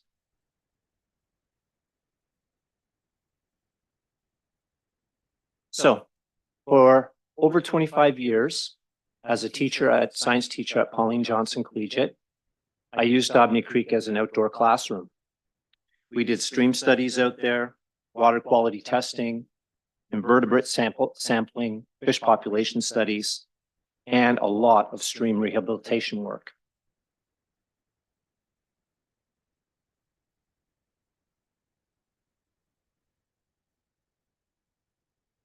To spearhead the rehabilitation effort, an environmental council was formed, which was a partnership between the high school, Pauline Johnson, the Brantford Steelheaders Fishing Club at the time, the Ministry of Natural Resources, and the Grand River Conservation Authority. And we did a lot of together. We did with the students doing most of the work. We did a lot of rehab work, including debris removal in an urban area. There's a lot of debris that ends up in the creek that shouldn't be there. We did some stream channeling and adding river rock, okay, to improve the flow characteristics for the fish habitat. We did some bank stabilization in an urban area. When it rains, there's a lot of flash flooding because of the hard surfaces that don't absorb the water. And so consequently, there's a lot of erosion during those high rain events. So bank stabilization improves that. We did a lot of tree planting, and trees provide shade to keep the stream cool during the summer months, particularly for the trout and the invertebrates that also depend on the cold water.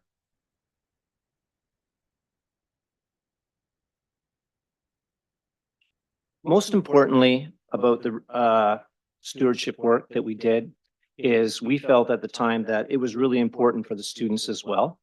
It made their learning real. They were doing some, what they were learning in the classroom was being demonstrated into a community effort. They took that to heart, okay? And this was a great way not only to reinforce their environmental learning, but also instill values of good citizenry. So why is Dobney so special? It contains a resident population of brook trout. Brook trout is the native trout species. As Chuck Beach pointed out, it's been here for a long time. So I'm not going to repeat about the cold water and the high dissolved oxygen. Those are definitely trout requirements. But there are other requirements in other habitat requirements in Dobney Creek that also the trout need. They need a gravel bottom to spawn on. So we have to prevent the erosion in that area. They need channel characteristics of riffles, runs, and pools for different stages of their life so the fish can live properly. And they also need the stream buffer protection, especially for a tree canopy to keep the stream cold in the summertime. That is a picture there of a brook trout from Dobney Creek. Okay. The picture on the lower right there is one of the cold water tributaries that flows into Dobney Creek. And that's cold water that is groundwater that flows from underneath the Norfolk Sandplain. And there are 3 tributaries right in area special area H5N, special area 20, that directly flow carrying groundwater from the Norfolk Sandplain into Dobney Creek to keep it cold. That is the main reason why it's cold. Brook trout running through an urban stream, I'm told by the GRCA and by some members of Trout Unlimited, is a rare occurrence.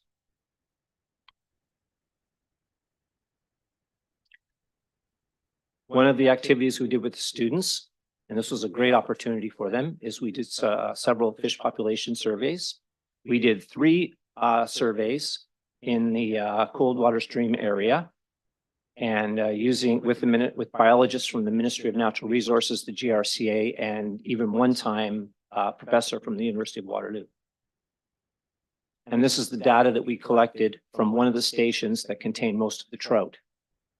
The blue line was the fish study population done in 2003, the orange in 2009, and the gray in 2014. And you can see on the left of the bar graph, the brook trout over the course of 11 years, their numbers were declining. And this just happened to coincide with the development of the Shellards Lane area, which is a really interesting theory. You can see that there's populations of brown trout and rainbow trout that we found also. They are more aggressive. They are introduced species. They could also be a possible reason for the decline in the brook trout. But there's still a brook trout there. And finally, Dobney Creek is not just a creek for trout. It's a very impressive wildlife corridor that connects the Norfolk Sandplain, the ecosystems of the Norfolk Sandplain, right to the Grand River. There are many different it's a very biodiverse habitat with several species at risk, including turtles and snakes and salamanders. Turtles are almost every species of turtle and almost every species of snake is on the species at risk list now in Ontario. So this is an impressive area. I hiked the Dobney Creek watershed area in where the cold water creeks are in June of this year. And in a 2-hour span, we saw 22 different species of birds, 2 mammal species, and 2 reptile species just in a 2-hour period. So I urge City Council and City staff to please protect Dobney Creek with the fullest extent, that the new zoning bylaws will allow us to do as a municipality. I do not believe that the GRCA has the powers to protect it anymore. And I think it's going to rely on the municipality to really fight for it. Thank you. Thank you, Mr. Seatak. Any questions for Mr. Seatak from committee members? Seeing none. Thank you very much, Mr. Seatak. Staff, do you have any response to Mr. Seatak's presentation? No. Okay. Thank you very much, Mr. Seatak.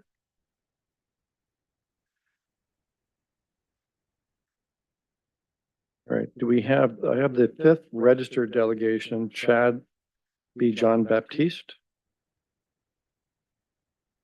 Is he present? Please come forward, sir. Yep.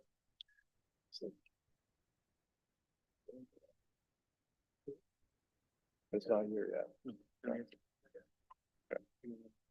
All right. So, Mr. John Baptiste, you please state your full name, address, and then you have up to 10 minutes to make your presentation.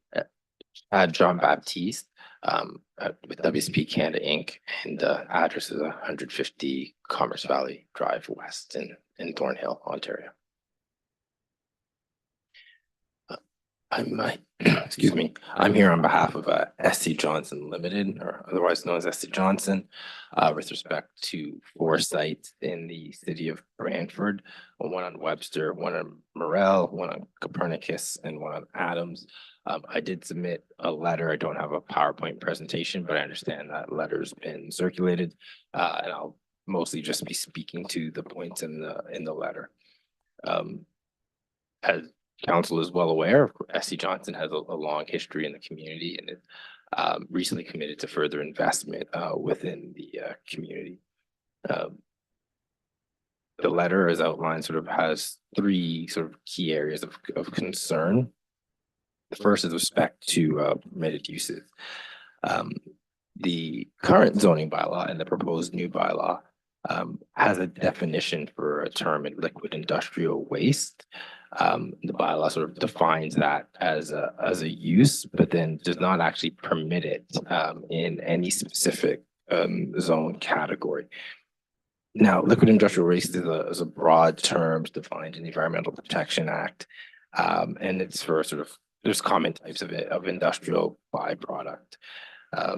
And with respect to SC Johnson's concerns as part of looking at the path forward with respect to their lands, and also recognizing the existing operations where there may be or are some forms of industrial waste byproduct. The question becomes, why is it sort of defined but not permitted, which obviously by default means it's prohibited. Now, there may be sort of a rationale or history with respect to that in the city of Brantford, but this is something that the environmental compliance approval process in the city or in the province, excuse me, already addresses. And there are ECAs in Brantford for similar types of industrial byproduct. So we recommended requested either that it be permitted on the subject site, or just sort of have that, definition removed with respect to its permissions. So that way it would be addressed through the environmental compliance approval process. The second issue is respect to sort of rear yard setbacks on a couple of the sites. The proposed rear yard setbacks in the new bylaw sort of, I use the word infringe on the existing building footprint. Now, they understand that just sort of a legal non-compliance approach, et cetera, but the concern is with respect to sort of future opportunities to sort of improve or invest in those sites. And so there's a request to continue to allow sort of the existing setbacks. So right now, the rear yard setback on a couple of the sites would be a 3 meter. Based on the proposed changes, it'd be 7.5 meter. And the ask is to sort of maintain the current 3 meter setback. The last item is with respect to land use compatibility. And there's a lot to say about this, but I'll start with this. I noticed in the agenda, there's a reference as part of the agenda, the zoning bylaw, and it says sort of financial impact to the zoning bylaw is none. And that may be the case for the city of Brantford, but land use compatibility impacts and concerns sort of expressed by what's occurred with respect to SC Johnson on the lands of 58 Morel can certainly have sort of financial impacts or impacts on their approvals. And this is a challenging issue in the province as a whole. It's not a simple issue, and I want to acknowledge that staff have made attempts to sort of address this issue. However, there are still concerns. With respect to the proposed bylaw, it sort of places an onus on industry to provide sort of a land use compatibility study, when in fact the introduction of residential can also have those concerns. The issue is that as the bylaw is currently worded, the compatibility study could result in additional setbacks, but it's not clear sort of how this land use compatibility study would be enforced on industry. When is it required? When is it not required? And it seems to be duplicative of the environmental compliance approval process that is already in place with respect to emissions from industries in the province as a whole. So in our view, it should be removed, or in the alternative, is perhaps something similar should be applied to residential uses sort of within range of industry. The proposed bylaw introduces, or in some cases, new sensitive land use permissions where there's not currently in place, or increases the intensity, decreases the height or scale of industrial sensitive uses, where it may not be currently what's in line with what's permitted. And yet the current bylaw sort of, I'll use the term in places, a zoning obligation with respect to land use compatibility solely on the industries, excuse me, especially with some of the changes to the Planning Act that have occurred, there's only so much that a municipality can control in future site plan approval processes. Therefore, the approach outlined in the proposed bylaw, in my opinion, has some flaws, is duplicative, and does not sort of, in my view, fully consider the current legislative framework that exists with respect to matters of land use compatibility and approaches to enforce them. Now, I do again want to acknowledge that, staff have made some efforts. We've had a conversation even this afternoon in terms of looking at some of these comments and some of these proposed changes. We certainly look forward to working with staff on arriving at hopefully an acceptable path forward. All right, thank you. So we'll see if there are any members. Yes, I see Councillor Sluss has some questions for you. Yes, thank you, Mr. I think maybe you answered my question right at the end of your presentation, sir. Yesterday, SC Johnson reached out to me and they asked, and I approached staff yesterday to come up with an amendment that would satisfy the concerns that SC Johnson has in an effort to make sure they get it exactly correct. They thought they could get it done by today, but they haven't. But SC Johnson can be assured that they're working to have it ready for council when this bylaw comes to council next. I believe it's next week, or the week after. I'm not sure which, but this month. So I guess please be assured that you've been heard, and thank you for your presentation. And we will certainly open to working with SC Johnson. Thanks for your presentation. Thanks, Mr. Mayor. All right.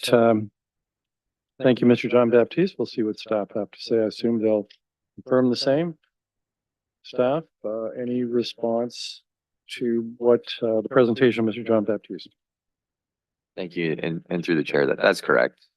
Staff have had the opportunity to review the submission by Chad and having some ongoing conversation. And the goal is to work together. I think the points that were brought forward, there is some validity in that, but we would benefit from some conversation to ensure that both the applicant and the city's goals are achieved and bring that forward to council on the 24th. I've got a couple questions for you though. Is there anything in the zoning bylaw, just to try and better understand it, in the employment zone provision that would prevent an industry from producing liquid waste? Like, in other words, why is the definition of liquid waste in the bylaw?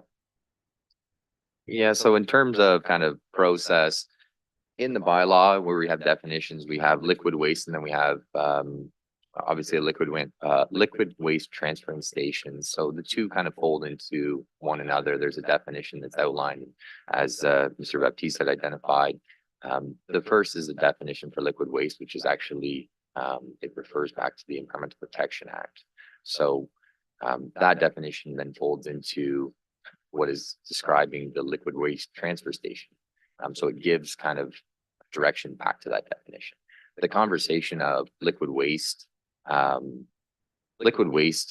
the city's view, and when this document is being drafted, is actually not a use, it's a byproduct of a use. So it's a byproduct of a manufacturing use, which is permitted in the employment zone.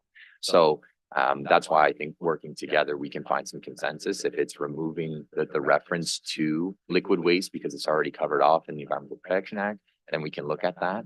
But we just want a little bit more time to make sure that we're addressing every component, or if it's added to a definition. And do I understand that? So liquid waste transfer station, that'd be a business that's in the business of taking in liquid waste and reprocessing it, or delivering to some other location, it would be the primary economic activity of that particular employment or that particular industrial use. That's correct. All right. And so I guess hard to know how it applies to SC Johnson without knowing more about their industrial operation, what they propose, and that's why staff would like to speak to SC Johnson to obtain more information. Is it possible that what we may see a week from now might be a site, something that's site specific to the Morale Street, Copernicus properties and? So I think in terms of the request for site specifics for setbacks and the 3 meter setback versus the 7 meters, which is outlined, certainly site specifics would apply. In regards to liquid waste, in our review and of the comments that have been submitted, I don't think a site specific would be required for that. I think that can be addressed through addressing our definitions, whether that's deleting or adding additional wording to existing definitions as well. Good. Glad to hear that staff are approaching this on that cooperative basis. So any other questions that, yes, Councilor Caputo? Thank you, Mr. Mayor. So currently, if I'm not mistaken, from a liquid waste perspective, they've been transferring off-site. And this has been the common practice for SC Johnson since their existence. So I guess my question would be, can it not be allowed permitted use in the general employment zone to have this process already implemented in? So through the chair, I think it's a great point. But I think when we think about this as a permitted use in our review of the comments, it isn't a use, it's a byproduct of a use. So manufacturing is the use. The manufacturing activity is then what creates the liquid waste. So in our opinion, the manufacturing is the use that we're speaking to. So we wouldn't identify it as a use, the byproduct of the use, if that makes sense. So we want to make sure that we're including wording in the definition that kind of covers that off and makes it clearer that it is a byproduct of manufacturing and therefore it doesn't need to be a permitted use, if that makes sense. Okay, thank you. Okay, seeing no other questions, Mr. John Baptiste, do you need to reply to that? I suspect not. Or do you have? No, I don't need to formally reply, but I do appreciate staff's comments and direction. As it is something that I thought too was sort of a clarification point, but the point that has been. Well, hopefully we'll have some clarification, maybe something site specific for our consideration at the council meeting. So, but thank you very much, Mr. John Baptiste, for coming out and taking the time to make that presentation on behalf of SC Johnson. So with that, I'm going to call a break for supper and we'll reconvene at 6:30.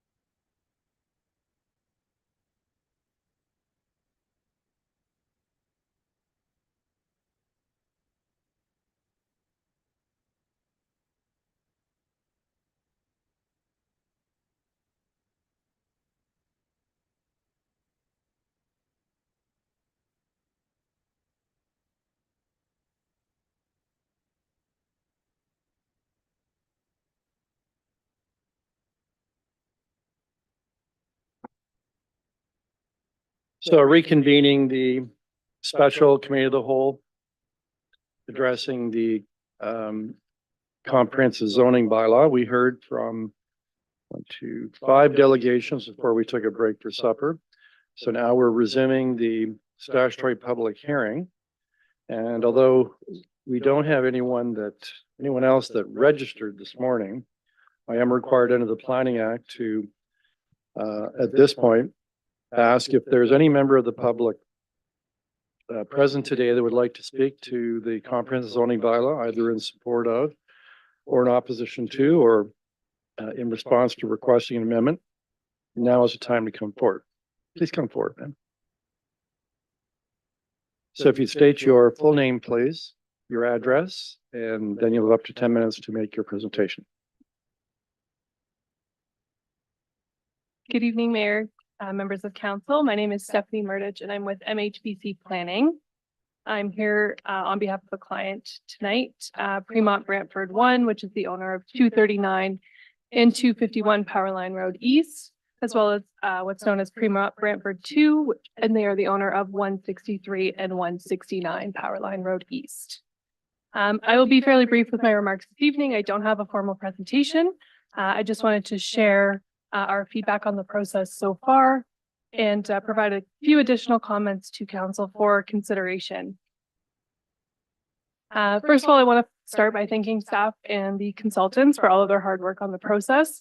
We really appreciate all of the opportunities for consultation, the iterative process, and the opportunity to have several one-on-one discussions. Our client has done that, as well as been part of landowner groups discussions for the Powerline block zoning bylaw process. So thank you to staff for all the hard work.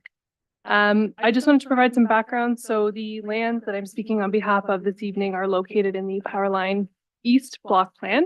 There's 2 separate land areas that I think generally the comments can just pertain to both this evening. So both areas are proposed to be zoned what's known as the Greenfield Neighborhood Low Rise area. We have provided comments and seen quite a bit of positive discussion with staff. There are just a few things we want to bring to everyone's attention. So as we know, the lands within the block plan areas will all be subject to site-specific applications, draft plan applications, and zoning bylaw amendments to implement both the official plan and the block plan. I think generally what's worth noting is that there's a lot of things in this overall zoning bylaw that can help to expedite and improve the application process as we work through that. So for council's information, there will be several applications that will come forward.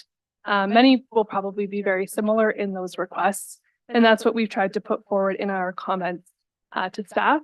And I would note that the comments we provided were included in Appendix B of your package. So I'll focus on a couple of key things this evening.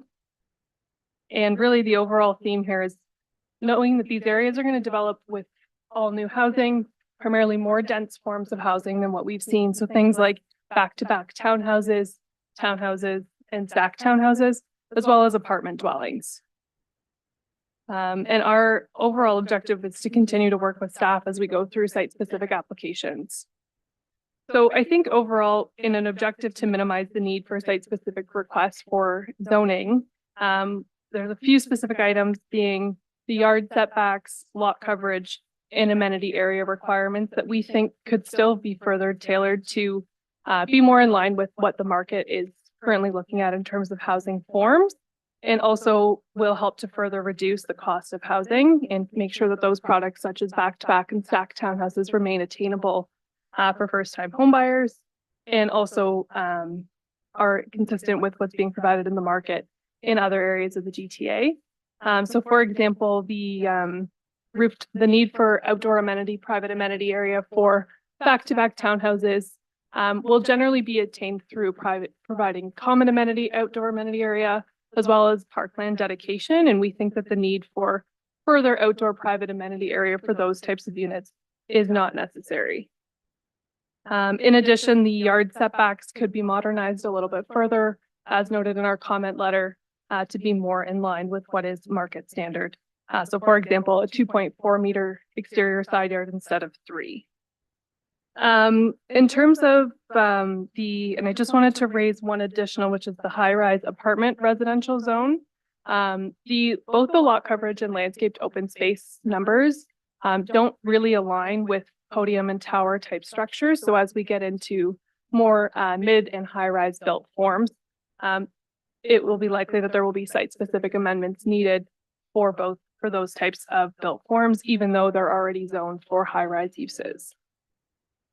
Overall, for these applications, we have submitted site specific applications for both for draft plans and zoning for one of the applications for 239 and 251, and applications will be coming forward for 163 and 169.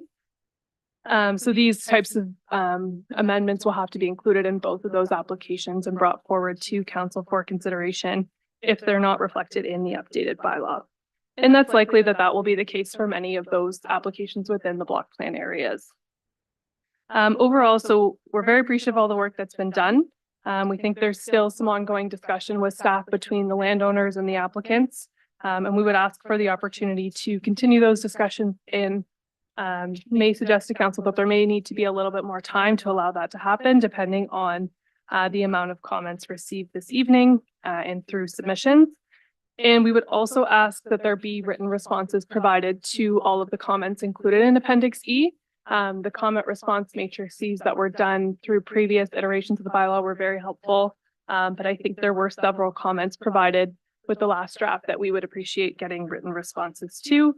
And as always, we're open to meeting with staff further to have more discussion to help streamline those applications as they come forward and really minimize the need for several or however many site-specific provisions to a brand new zoning bylaw.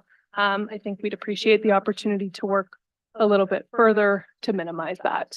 And then that way, when we come back to council, there's less need for modifications. So I will leave it there, but I'm happy to answer any questions. And again, really appreciate your time and staff consulting time to put this together. Thanks. Thank you, Stephanie. We'll see if either Joshua or Paul, do you have a response to this delegate? Yeah, so through the chair, Stephanie, thanks for coming in. Obviously, I guess I'll start with the comments. The additional comments that were received, we wanted to make sure that alongside the report that was brought forward to the statutory meeting, that they were made available. So that was our first priority. I think we can certainly follow up with the comment matrix on all of these. Just to start, and I know Paul touched on it in the presentation, I think one of the most important things that we can highlight is staff's review of the GNLR zone and really how it was created. So, you know, our opportunity to go and visit surrounding communities, really look at some of the best practice, seeing current development trends, and then also recognizing that Brantford is unique in terms of, you know, the product that we see here and working with our team in numerous departments, whether that's engineering, transportation, you know, and really sitting down and kind of reviewing each of these parameters for the GNLR zone and understanding what it looks like. So again, you know, certainly this document that's before the committee is definitely a document that leads to greater intensification compared to 160-90. So I think when we're talking about 160-90, we're talking about this new document is balancing intensification with livability. So we're talking about creating permeable surfaces, allowing for trees to, you know, live and thrive, creating a, you know, a relationship and interaction with the built form. So I know that there's a balance from the development side, from a marketability standpoint, but we believe that the documents before this group really does speak to Brantford and speaks to, you know, a modern document that really does allow for intensification. I think there are a few things that Stephanie has mentioned, and in the report, in Appendix E, you know, if we're talking about the number of attached back-to-back towns, obviously that's a typo. And there's obviously an opportunity for us to look at, you know, some of the components of, you know, the high-rise zone. But again, the project team is firm on what we brought forward, obviously with the understanding there is maybe some tweaks we can work through based on the comments that have been provided. And those can be shared through a comment matrix as well. So Joshua, you mentioned some further tweaking.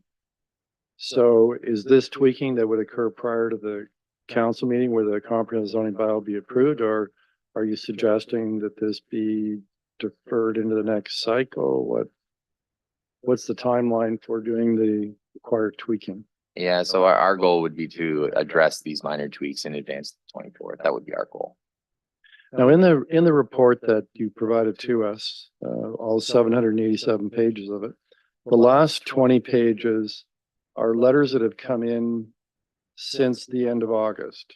And I assume those would be letters that came in after the last round of tweaking that you did late spring, early summer. That's correct. All right. And there are like 6 or 7 letters there, I think, some of which we've seen come in today and yesterday. Are there any issues that are raised in the correspondence that starts at page 748 that haven't been addressed or are not going to be addressed?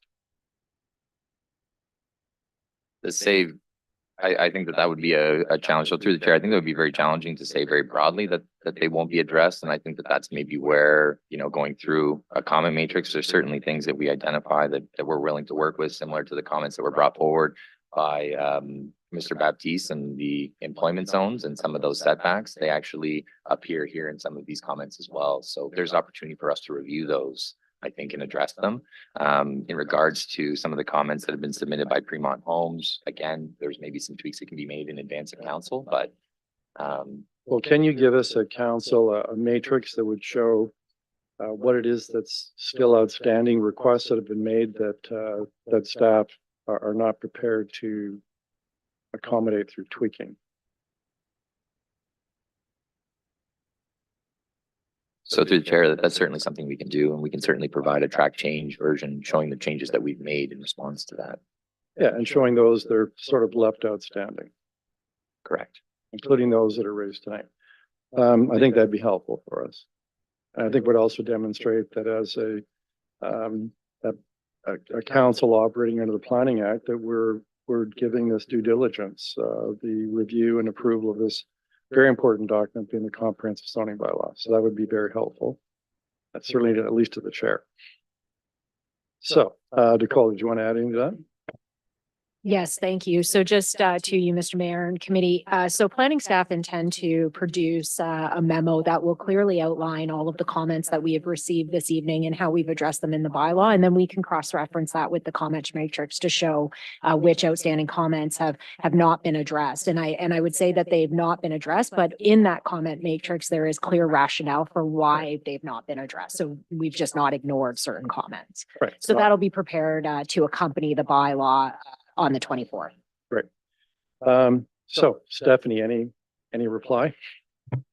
Thanks, Mr. Mayor. I would just respond and say I appreciate the response from staff. I think the comment matrix would be very helpful just to make sure that we can cross-reference and make sure comments have been addressed or we understand why they haven't been addressed. I also think that would be important for council to consider in the bylaw. Again, it is a very significant document with a long lifespan that will have implications on lands across the city. So I agree it's important to get that right. And I would just reiterate to council that there are some items in our letters contained in Appendix E that if those aren't addressed in the citywide bylaw, that it is likely that there will be applications coming to council with requests similar to those noted in that letter. So related to amenity area and setbacks and lot coverage and things of that nature. So I think council can anticipate applications like that in the future. So can I ask you, do you agree then that the issue we have is we either deal with those through sort of site specific and problem is what you're suggesting is we do it across the whole zone and maybe doing it across the whole zones are not appropriate? To the mayor, I think it's important to look at each of those items individually, and I would suggest that staff and the consultant can appropriately look at those and respond to those. There may be some that are appropriate across the zone and some that are not. Right. Councilor Carpenter, I see you've raised your hand.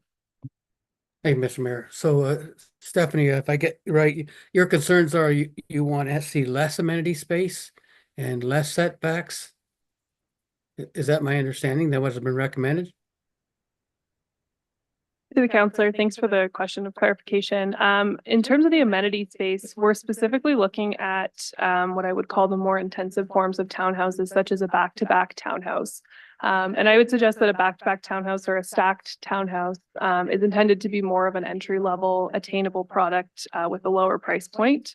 It's not typical that we would see a private amenity area requirement on a unit like this. Often they're done in condo developments with an outdoor common amenity area that's intended to serve the larger development.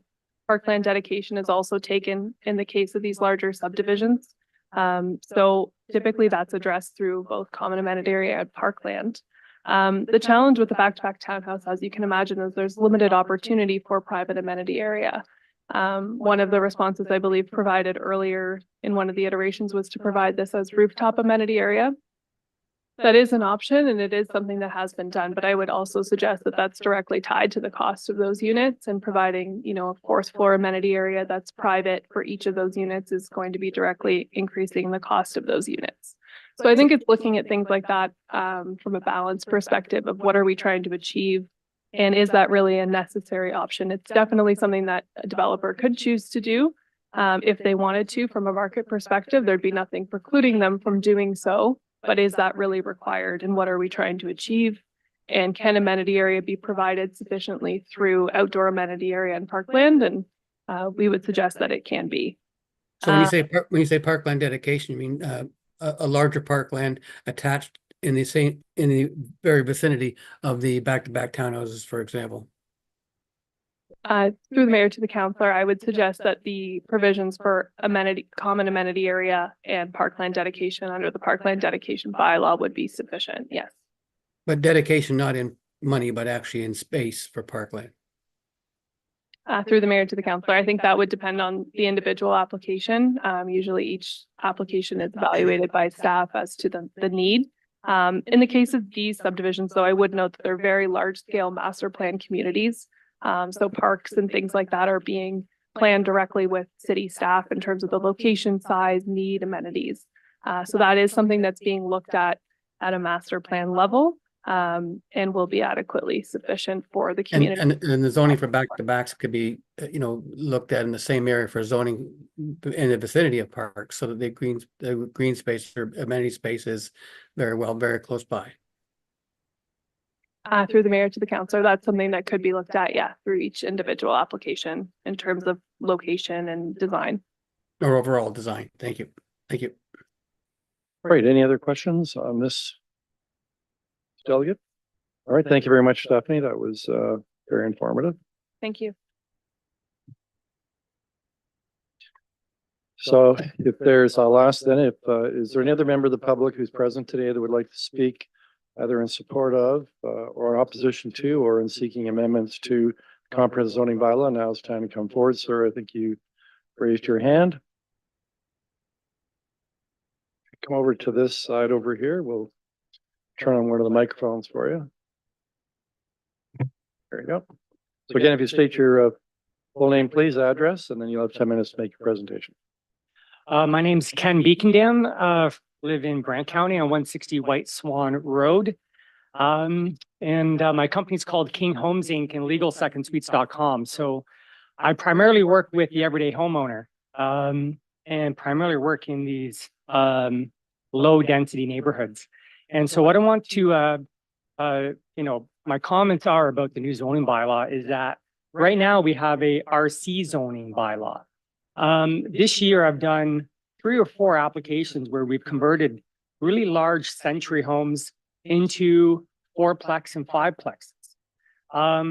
Some of them we did need minor variances. Some we were able to do as of right, and still achieve minimum building code requirements for safe, beautiful apartment dwellings. With the change to the NLR zone, it caps the amount of units at 3. And so I feel like it's a bit of a lost opportunity that we have, especially for these really large old century homes that we have, really large buildings that so happen to be in this zone. To make them into 4-plexes or 5-plexes would now trigger a zoning bylaw amendment, as far as I can tell. And so to me, it feels like it's a bit of a downgrade in density, the current change to the neighborhood low-rise zone. And so my request to council is to, we really need to take the benefits of the RC zone and mix it into the neighborhood low-rise density and allow for provision for these really large structures that can easily accommodate more apartment dwellings as per building code, to allow those permissions. There's other regulations that we can implement to control the density, such as parking. Not every single building is going to meet building code. Not every single property is going to be able to accommodate the parking. And there still could be applications to committee of adjustment for variances in that case. You know, primarily these folks that are in these neighborhood low-rise density zones are the everyday homeowner. These are the folks that really benefit from putting an additional dwelling unit in their home and on their property to make life more affordable. And so this is where, you know, additional dwelling units is a low-hanging fruit. It's really easy to get those units implemented and implemented quickly. I have a building permit that's going to be issued tomorrow or this week, according to building staff, for 34 Chatham Street. We were able to, from when we started to when we had this building permit issued this week, less than 3 months to get 5 units to market here as far as permits. With the change with the zoning bylaw, we trigger a zoning bylaw amendment, which would now triple that to probably 12 to 18 months to go through a zoning bylaw amendment, triple the cost. So that's a huge financial burden on the everyday homeowner for those types of projects. So those are my comments. Those are my requests. I feel like we should reconsider that, bring the benefits of RC zoning into the neighborhood low rise, and don't just lose those regulations. Thank you. All right, we'll see if there are any questions for you. Any questions for this delegate? Seeing none, we'll hear now from staff, and then you'll have an opportunity to reply if you want. And so through the chair, Ken, thanks for coming in this evening, and thanks also for providing comments for the zoning bylaw project. In regards to the RC zone, certainly Ken has identified a previous zoning provision under 160-90, which did allow for additional converted units. But I think one of the things that is really important is to recognize our new zoning bylaw when we talk about accessory dwelling units. I know it's been referenced 3 dwelling units, but those 3 dwelling units now are permitted across every zone. So, you know, the RC zone previously may have allowed for this in specific areas, but now we see ADUs being permitted much more broadly across the city. I think if we look at building permits in the city of Brantford, specifically within the last few years, the percentage of ADUs and the uptake on those are, you know, really, really high, you know, 60-70%. So we are seeing additional dwelling units being created. And I think it's because, you know, alongside provincial policy, we do see them being allowed more broadly, not just in the RC zone. So that would be, you know, kind of an approach to the new zoning bylaw, the RC versus now having, you know, additional residential zones which permit it more widely. So Joshua, to the question raised by this delegate. So how would someone handle that? Let's say there's a very large century home, could easily accommodate, you know, 4 or 5 units, even under the current building code. So what would they have to do? Minor variance, zoning up? That's correct. Yeah. And so if we're talking about, you know, these very large century homes that were previously zoned RC in the specific locations within the city, they would go through a minor variance process. Okay. Any questions for staff? Saying none? Do you wish to make any kind of reply? I'm under the belief that a minor variance wouldn't address the zoning issue here because the permitted use is single detached. And there's the additional residential unit bylaw that permits up to 3 units on the lot. But how do we get from there to a 4-plex or a 5-plex, which isn't even listed as a built form under the neighborhood low rise? The neighborhood low rise only built form you can do is single detached or semi-detached. So even if you were to tear the house down and build a new house, a new building on the lot in the neighborhood low rise, you could only build a single detached or a semi-detached. We can't build townhouses. We can't build duplexes or triplexes or 4-plexes or any other types of built form. So to me, it's still a zoning bylaw amendment process. Okay, thank you. Any questions? Yes, Councillor Hunt.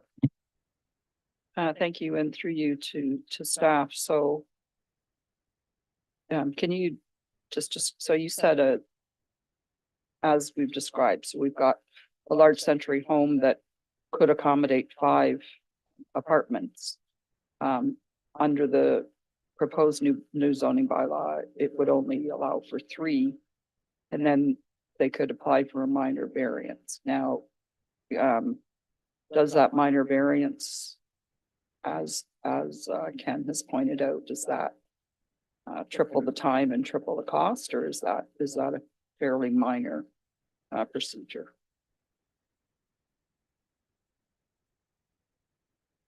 So in regards to the committee of adjustment process, it would be similar to any other minor variance application process that the city currently sees. So it wouldn't be, obviously staff would, have the opportunity to review it and provide recommendation, but it wouldn't be different from any other minor variance application.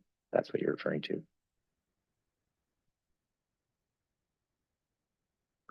Okay, not seeing any other questions. Thank you very much, Ken.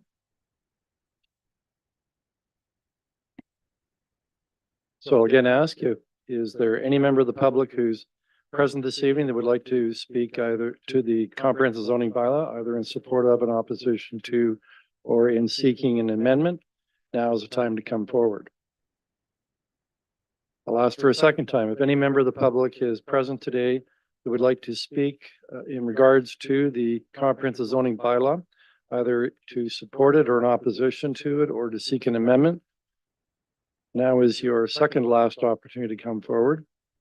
I'll ask for a third and last time. If there's any member of the public present today that would like to speak in respect to the comprehensive zoning bylaw, either in support of the bylaw in opposition to it, or in support of a request for an amendment, now is your last opportunity to come forward this evening. And again, there's nobody online that's raised their hands or asking to speak to us. So the chair, I can confirm there's no body online asking to speak to this application. And we've dealt with all of the delegates that registered earlier today or yesterday. Is that correct? The chair, correct. Okay. So to move this forward to the discussion level, I'd ask that we need a mover and a seconder to place item 14.4.1 on the floor, and moved by Councillor Sullivan, seconded by Councillor Sikoli. And if you could just put that up on the screen, please.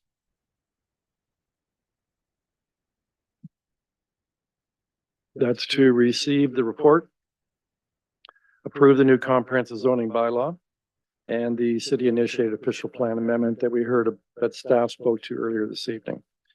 So the floor is open for, the way I prefer to handle this is the same way we did with the official plan.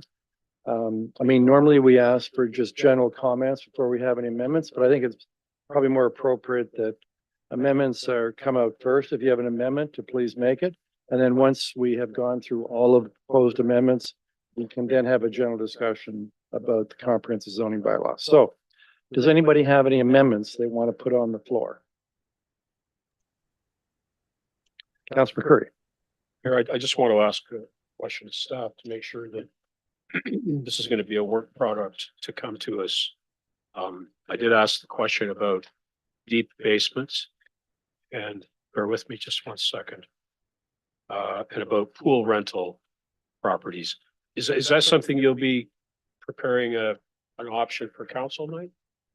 Through the chair, that's correct. Okay, thank you. Then I don't need to do anything further on those. Yeah, my understanding is that staff have been keeping track of those requests that came out through all the various questions. And we'll receive a comprehensive report addressing and responding to all of those inquiries and requests from committee members. Is that correct? Through the chair, All that's correct. shaking your head. Yes, those two. Okay. So any amendments? Councillor Sikoli. So just to be clear, because you had said you were going to take some of the stuff we're saying and just change it in there for council. So do I need to actually say it now? And does it have to be an amendment, Mr. Chair? Well, I think what you can do is you can use one of your two speaking opportunities, since no one has any amendments on the floor. And you can through a question to staff, in essence, ask that, and I'm sure get a response. Okay. And that may then lead you to conclude whether or not you have to make an amendment. Okay, so I'm going to offer one amendment at this point, and it's regarding Gilkison Ave. And we have house number 68 to house number 90 that is proposed to be rezoned to an intensification corridor. And from my interpretation, sorry, can I speak to it? Do you have a seconder? Oh, I need a seconder to And so what specifically are you Well, I asking? was gonna ask them. Okay, well, I think rather than putting an amendment on the floor and then asking staff, why don't you put a question to staff? They might make a suggestion to you that could then lead you to putting an amendment on the floor. Staff. Kind of where I was going. House number 68 to house number 90 on Gilkison. It's proposed to be changed to an intensification corridor, which would prohibit a single family dwelling in that area, despite the fact that they are already single family dwellings. I would like to change that specific block from an intensification corridor to a more appropriate zone, existing neighborhood perhaps. Can you offer a suggestion for those few houses there? Existing neighborhood residential? So through the chair, I'm wondering, is the goal to allow for single detached dwellings on the property or recognize the existing single detached dwelling? To allow for single detached dwellings, but also to protect the integrity of that stretch of homes. I would hate to see house, retirement home. You know, there's a lot of permitted uses in an intensification corridor that I don't think are applicable in that stretch.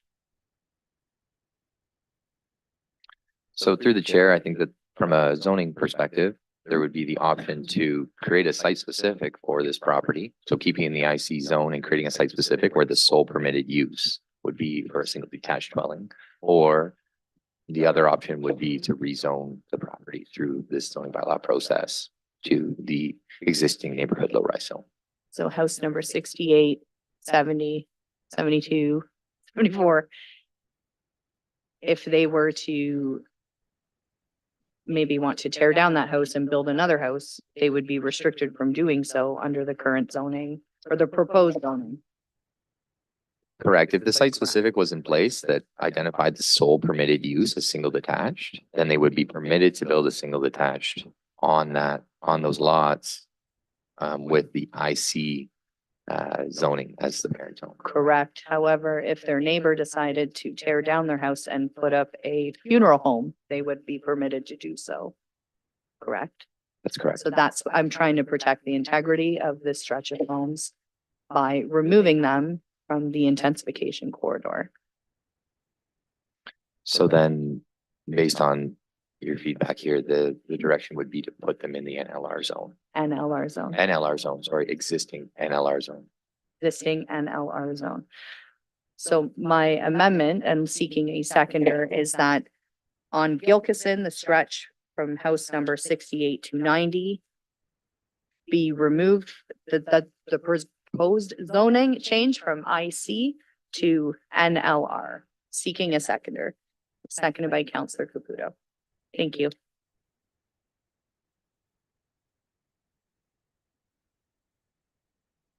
Debate then on this amendment, which is it 68 to 98 or was 68 to 90? 90. Okay. So I have a question for staff. What's your response? What advice do you have for us?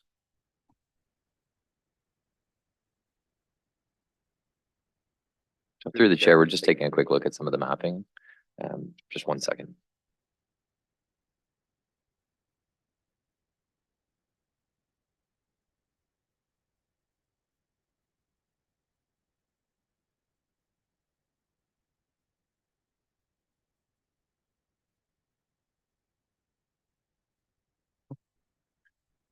So through the chair, based on a quick review of the geography, I think staff would be in support of the proposed amendment, based on looking at the lot composition and the proximity to other existing neighborhood low-rise residential across the street. Obviously recognizing that directly behind this property is likely something that we would want to keep in the IC zone because it's a larger apartment structure. Yeah, can you give us a reference to the page number in the report that we have in front of us? What of 787, what is the map that we should look at? just 1 second. It's a good test of our index map.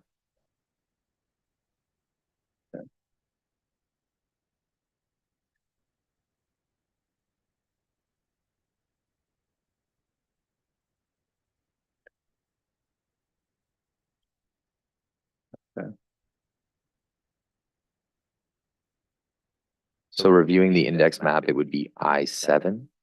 Yeah, which is page 455 to 787 for committee members. Right, thanks, Bob. And so we have that. Thank you, man. So that's that area marked IC. And then behind that is open space. And then across the street is the ICPP. Can you tell us which of those lots, would that include all of that IC area, or is it just a portion of it? No, so those lots that are fronting onto Gilkinson, the long linear lots, those would be the lots that would be included. The property, the large parcel directly behind those, and the property to the west would stay in the IC zone. And the IC zone permits what? Just to remind us. So the IC zone is our intensification corridor, which permits a broad range of uses, which would obviously continue to permit those apartment buildings that are there. Okay, any discussion, read the amendment now that Councilor Curry. Mayor, thank you very much. I'm pleased to see that there's recognition for the heritage of this one block area and its nature as a single family residential neighborhood. I do think probably that, it may prevent owners of those buildings from doing things that they'd like to do with those buildings, which may be a higher use, but I'm quite happy to support this and I'm pleased to see this come forward. Yeah, I've got one concern, and that is maybe I'll raise it as a hypothetical question, and perhaps the ward councilors can, in their answer to it, satisfy my concern. But I have some concern about when you're doing this at a comprehensive zoning bylaw meeting where those that potentially are owners of one of the 68 to 90 lots, or those that are immediately adjacent to that, they might have a different viewpoint and may in fact want the IC designation. And we're here tonight because they assumed it was going to be IC. And that's the problem. You're making these changes on the fly. You're doing it without notifying potentially the affected property owners or those in the immediate vicinity. So I raised that as a concern, and I asked staff, and maybe the ward councilor can satisfy my concerns in her second speaking opportunity. But I've asked, so concluding my speaking opportunity by asking staff, is that a concern?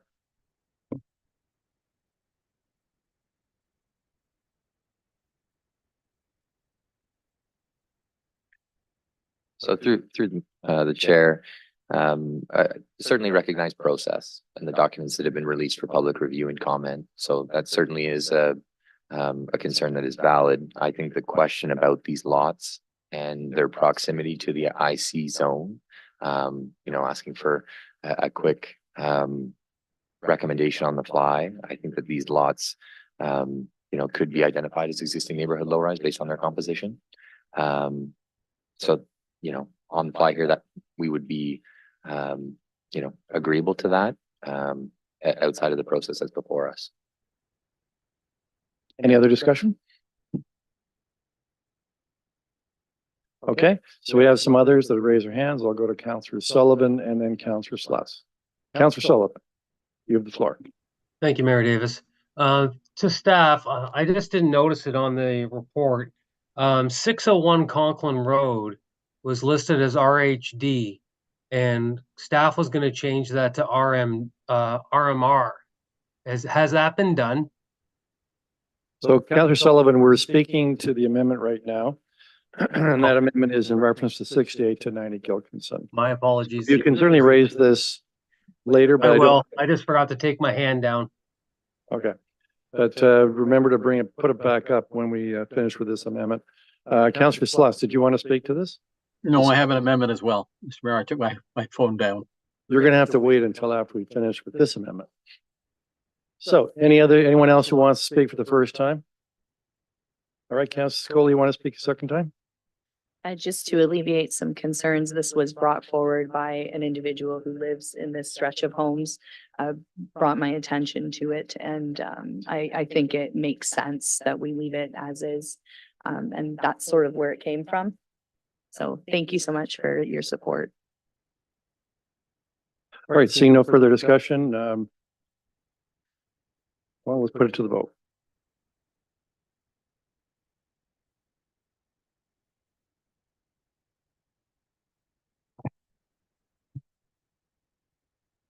The vote on the amendment carries on a recorded vote of 11-0. Those councillors voting in favor, Councillors Ventelberg, Samuel Hunt, Carpenter, McCurry, Martin Salas, Caputo, Sullivan, Scully, and Mayor Davis.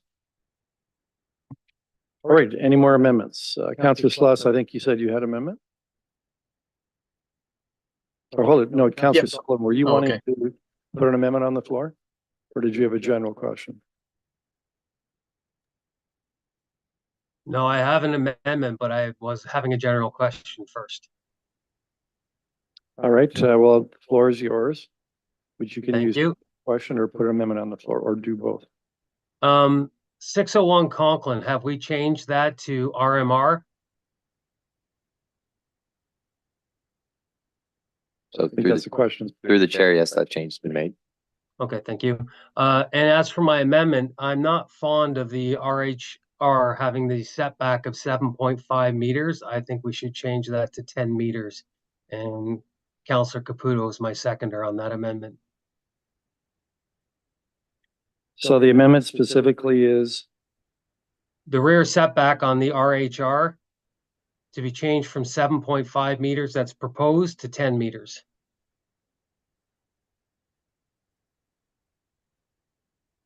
that's second by Councillor Caputo. And speaking Do you to want it, to speak to it then? yeah, speaking to it, I understand the philosophy with newer developments. We can kind of incorporate this in where everything works well. But in the older neighborhoods, having a building that close up to normal residential housing, I think it's going to interfere with the reasonable enjoyment of living. Say if you have a seniors one floor townhouse complex and you're putting an apartment building up beside it, you're going to inhibit them from having sunshine and different variances like that. So I think we need to give some more space. Okay. Any other discussion? So I'd ask for staff's response to this amendment, please. What is your advice? Through you, Mr. Mayor, to on the question from the councillor or the motion they're putting forward. We recognize the issue of going to more density along the intensification corridors and the high density areas. One of the provisions we've put in the zoning bylaw, which reflects direction in your design guidelines, is for an angular plane to be required when you're adjacent to a low-rise residential, existing low-rise residential zone, existing low-rise homes, which helps to mitigate that overlook, that shadowing that would fall onto those adjacent lots. That's why we were comfortable with 7.5 meters. I have seen a larger in other municipalities, 10 meters. So I'm not opposed to 10 meters. We don't think it's necessary, but wouldn't be opposed to that direction from council if council so chooses. Just for council, remember though, there is the angular plane provision that also assists. So what is the impact of doing this? Could you please explain that? Mr. Does Mayor, it have the no impact or does it the have- impact is just you're requiring more land on your high density sites to accommodate, setting back the base building and the podium and the tower slightly further back. The difference of 2.5 meters is not substantive. If council is comfortable with that being a larger setback to the adjacent low-rise residential, then that works. I mean, it's a minor change in what the bylaw requires, although we don't think it's necessary. Okay, will we be severely restricting or impacting that kind of development that could occur otherwise as of right in a high intensity corridor? If it's a really small, tight site, maybe, yes. But if it's really small, tight site, they can always come forward with a minor variance or a zoning application to address it. So, on a larger site, it's probably immaterial in terms of the difference. All right, thank you. Any other questions or discussion? Yeah, can we see the amendment on the screen, please?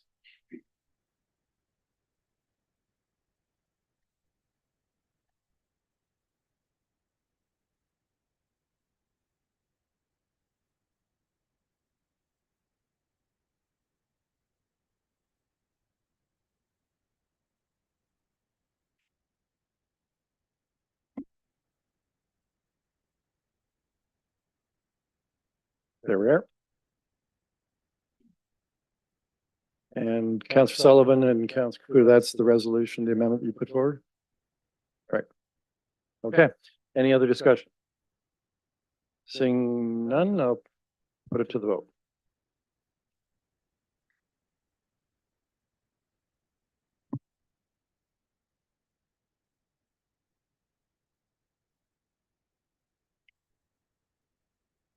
The amendment carries on a recorded vote of 11-0. Those councillors voting in favor, Councillors Vendelbo, Samuel Hunt, Carpenter, McCurry, Martin Salas, Caputo, Sullivan, Scully, and Mayor Davis. Councillor Sluss, I believe you said you had an amendment you'd like to put on the floor. I do, Mr. Mayor. I have an amendment moved by myself, seconded by ward mate, Councillor Caputo, that the following site, whoops, it's small and hard to read, that the following site-specific exemption for the property at one. Councillor Sluss, we're losing you. Maybe Councillor Caputo, did you want to put it on the floor?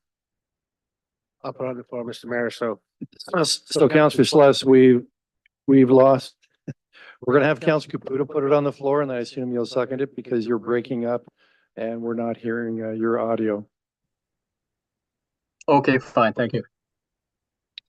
is it the following site-specific exemption for the property at 155.5 and 159 Terrace Hill Street be added to section 743 and identified on Schedule A zone maps of the new zoning bylaw. NLR 110 F9A 270 C40 155.5 159 Terrace Hill. Additional permitted uses, block townhouse dwelling special provisions. Block townhouse dwellings shall be subject to the provisions of table 40, row 7, except that the minimum lot footage at Terrace Hill street shall be 13 meters and the maximum building height shall be 10 meters. And Councillor Sluss, I'm sure you want to talk to this first. Go ahead. Fine. Can you hear me okay now?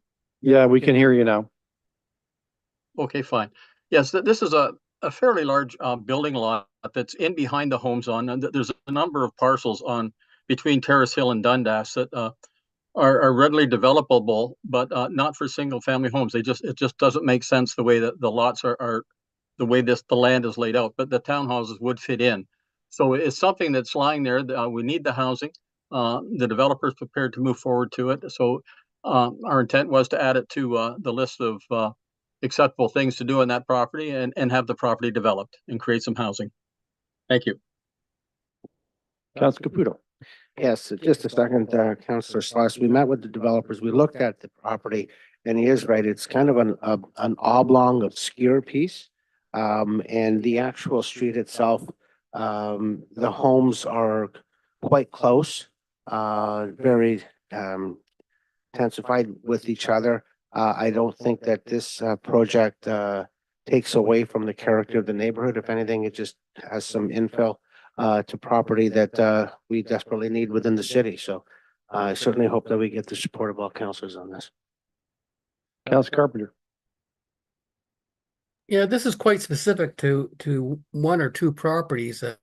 Are not all the lots on Terrace Hill Street have deep backyards? Should they not all be zoned for this so that they can have intensification with the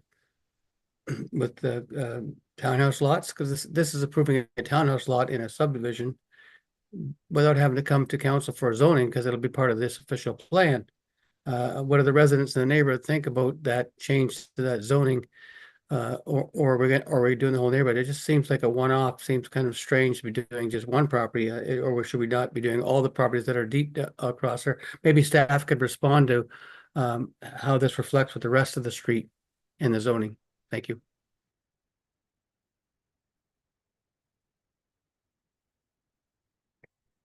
Paul, are you going to answer this, or Nicole? So to committee, I think with respect to this specific amendment, it would be staff's preference that ultimately this type of request would come forward as a privately initiated application. That would allow staff an opportunity to assess the use as well as the functionality of the site, as well as to be able to provide notice to the public with respect to the uses that are being proposed. Councilor Carpenter, still the floor. Yeah, the concern here is then that what we're doing is that the council is rezoning specific properties for specific developers. And that's not what we're here for. We're here to do the official plan and rezoning to match our official plans so it's consistent. And then if there's a change needed, then they would apply as per staff's recommendation. I just got concerned with doing one off for a specific developer. Before I go to second speaking opportunities, I will speak to it. I have the same concerns as Councilor Carpenter. And if I recall correctly, having canvassed in that area twice, wasn't this a subject of an OMB hearing like 10, 12 years ago, where something similar was proposed and the OMB turned the request down with a lot of opposition from the neighborhood? Am I recalling it correctly? I believe you are correct. It was before my time, so I don't have the specifics fully on that, on the details of it, but it was the subject of an application previously and it was not supported. And how does this compare to what was turned down by the OMB at least 10 years ago? I wouldn't have those details in order to do that proper comparison, but I think as you've suggested, I think looking at this site along with the properties along that corridor, staff would have concerns with adding this as a proposed use, not only on this site, but across the entire corridor without an opportunity to really give it its due diligence and to consult with members of the public. And that's why we feel a privately initiated application would be most appropriate in this instance. And would you be able to obtain further particulars of the application that was before the OMB before next council meeting?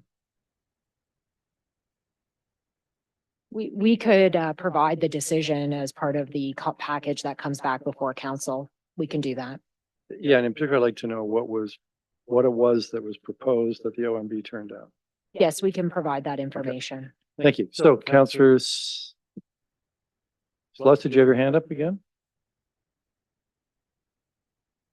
I did. I took it down. Also, I was going to say, Mr. Mayor, I believe there's only one other opportunity along that corridor where a potential for this could happen. So it's not like the whole corridor. The backyards match each other all the way down. There's just two areas where was a pocket was developed, just the way it was initially lotted. Any other discussion for Councillor Samuel? Thank you, and through you, Mr. Mayor. I'm actually hoping that if the ward councilors have an additional speaking opportunity, that somebody would share if there has been consultation with the neighbors in regards to this development, because I would like to be able to support it, but I do also have the same concerns. Thank you. All right, so some hypothetical questions raised. Councillor McCurry, did you want to say anything? Yes, Mayor, thank you for recognizing me. I was prepared to support this, but having heard the comments of the mayor and staff, I think it's best to wait on this and let the community weigh in on it. I do recall when this was before us some time ago that there was much consternation about it. And to quote a friend of mine, it was like putting 20 pounds of sugar in a 5-pound bag at the time. So I think probably the neighbors deserve an opportunity to review this. There was also some trepidation about the access to this site. In as much as Terrace Hill is a very narrow street and has pretty lousy sight lines to begin with. So having heard discussion, I'm afraid I'm not going to support this tonight either. Any other speakers? Councillor Martin. Yeah, just a question through to staff. If this fails tonight, is this something you'll look at and bring back a recommendation on how to deal with this site?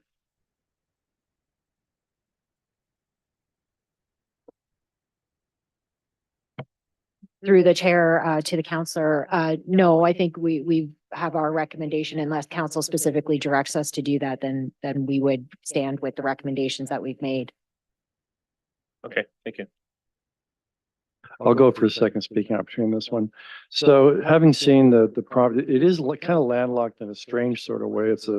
It's a legacy of the way that property was developed in that area of 120 years ago with no block planning and just taking up farms and splitting them where you have these huge deep lots and very significant portion of land that's just lying vacant and fallow and really not being used for the benefit of full benefit of the neighborhood and the city. But at the same time, you don't want to affect the very historical character of the neighborhood and what the neighbors are used to.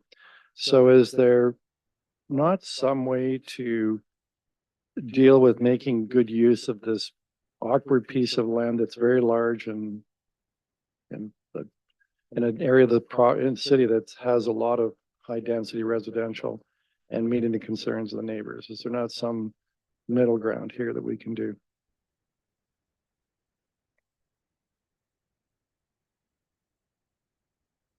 Through the chair, I think that's a great question. That there's, outside of going through a formal planning process, right, to really look at it, a study could be done on the subject lands.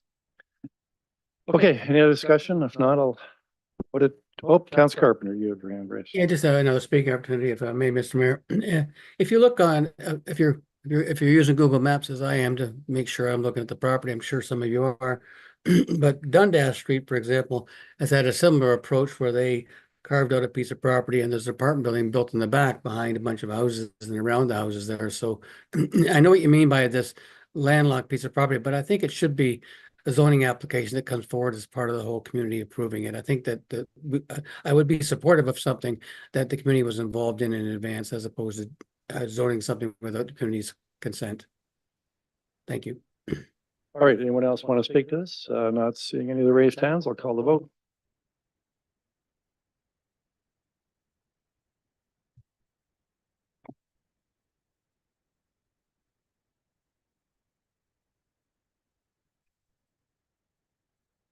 The amendment is lost on a recorded vote of 5-6. Those councillors voting in favor, councillors Martin, Celeste, Caputo, Sullivan, Scully, and those councillors voting against, councillors Ventelbourg, Samuel, Hunt, Carpenter, McCreary, and Mayor Davis.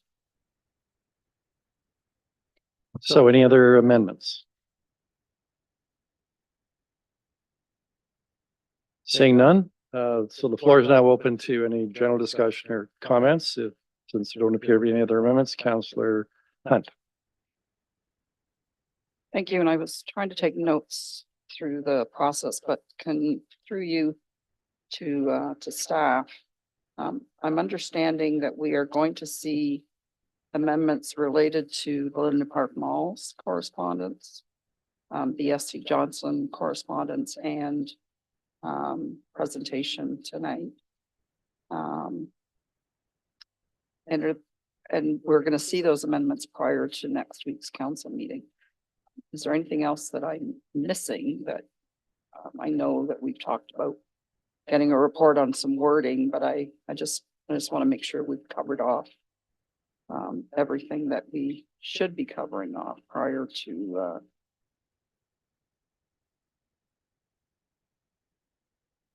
Yeah, so our team has been taking some detailed notes in terms of, parking for home occupations. If we're talking about 111 Sherwood, deeper basements, short-term accommodation, and then also the additional comments that have been provided as Appendix E to the report. So all the subsequent comments have a comment matrix, but recognizing the time frame of when these comments were submitted, staff have indicated that we will provide a comment matrix outlining whether or not those comments have been addressed, and also a red line revision version of the document showing where changes have been made and clearly indicating where changes have not been made based on staff's recommendation. Okay, so I could appreciate that, and I think that's a lot of work for you guys to turn out before next Tuesday, but I do appreciate I do appreciate that. Thank you. Councillor Secoli. Thank you. I've already brought this one up, but I'm using my speaking opportunity to reinforce 111 Sherwood and the Artisan Village there. I'm really hoping that when this comes back to council, we can see that area polished a little bit, if possible. If not, I'll probably be bringing an amendment at that point, just a fair warning. But I do think it causes confusion when you have such one little artisan village cut up into three different zoning areas and with all different allowances. I think it causes chaos, and it's counterintuitive to what I'm hoping will one day be built in that artisan village, or has the potential to be. The second thing that I do want to address, because we did see some delegations today speaking about the Dobney Creek area and that land up there that we have been calling Area C in Ward 1. So it's currently proposed to be zoned H5N. And my understanding, and through discussion with staff, because this area has been brought up time and time again, and we've been looking at it, is that having this zoning in this way is actually protecting both us, the city, and the nature area there, more so than just calling it protected. So some developers who own this piece of land have taken it upon themselves to host some neighborhood meetings. I think they were just trying to get a pulse on what the neighborhood is thinking out there and how supportive they might be of that. I did attend this meeting, as did Councillor Sullivan. We were there just to get an idea of what the neighborhood was saying. But I did not propose any changes because I've done a bit of work on this and a bit of research, and sought the support of staff and the advice of staff. And I do believe that the bylaw, as it stands, acknowledges that these lands are core natural heritage areas. And I do think the holding provision recognizes that the lands are they are privately owned. And so this holding provision protects the city further by placing the onus of proving the opportunity to develop on the developer and not the city. So I do support the way it's currently zoned in the bylaw. And I do think that we're protecting that area by doing so. So I just wanted to offer that explanation to anyone watching today as to why we're not seeing any more stricter provisions being placed on that parcel of land. And thank you for the opportunity. And I know how much work went into this. And thank you so much, both of you, for all the work you've done today. Councillor Carpenter. Thank you, Mr. Mayor. And I'll sort of start off by tailing off on Councillor Secoli on Dogme Creek. If there's any way that staff can make it abundantly clear that there is absolutely no way we're going to move anywhere in Dogme Creek in any way, shape, or form, if they could make any language possible that's stronger, please do so, because it's pretty clear that we do not support any impact on the cold water shed and of Dogme Creek. Secondly, I'd like to say that, with it, not just recently, but this is over two terms of council, Mr. Mayor. By the way, Mr. Mayor did a fine job for a very difficult meeting, long meeting. This is a very difficult process. We've gone over, it's 2 terms of council, from the official plan now to putting the policies in place and passing the bylaw. A lot of work's gone into this, and we've got a modernized application process. It's digitized for anybody that wants to find out what the zoning is and what can happen where. We have intensification corridors for growth that goes up, not out, try and protect farmland. We're doing that on corridors. It's going to increase our transportation routes, and we're going to increase our transportation and buses to make that all work. So it really is, and we're doing this on the heels of the province telling us what we have to do and complying with those regulations and rules about intensification as well. And I think staff and quite frankly, this council over 2 terms have done a really good job of trying to get the best we can, considering the circumstances and the regulations that the province places upon us. And staff have done a tremendous job. And the council, these two terms of council have made us leaders in the province, actually, and what we're doing with our official plan and our official plan documents. So thank you for everyone for all the hard work. Thank you. Councillor Martin. Thank you.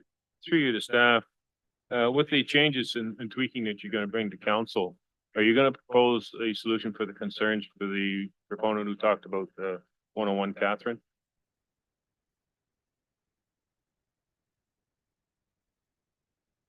So through the chair, I think in regards to the questions around 101 Catherine, staff does believe that we have implemented a new zoning bylaw, which does allow a process for that property to be reviewed through a formal planning application based on their proposal.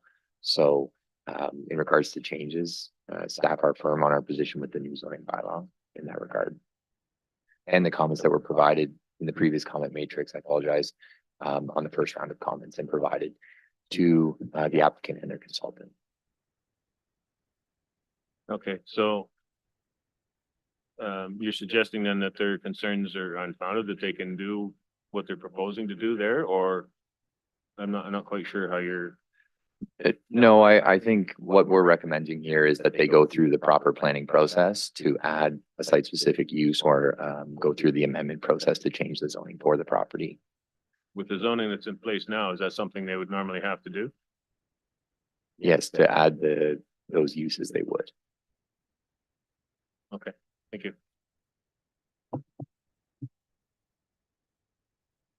Councillor Sluss. Yes, thank you, Mr. Mayor. I too would like to say thank you to staff. I can't imagine the amount of work that's gone into this. It's such a comprehensive document and so many pages of work that have gone into this that is probably unimaginable to those of us that don't do this for a living. So I certainly commend them for that. But I again would like to highlight the Dobney Creek situation. I know we keep hearing that there's so many things they would have to do to develop it, but it shouldn't be that way. And I don't know how we make it that there just simply is no opportunity to develop. That it doesn't matter how many studies you do, and it doesn't matter how many reports you bring in, you cannot do anything there. And I guess my question through you, Mr. Mayor, to staff is, how do we accomplish that? That we can absolutely, it doesn't matter what they do, they cannot develop that area. Is that possible to do through the Planning Act?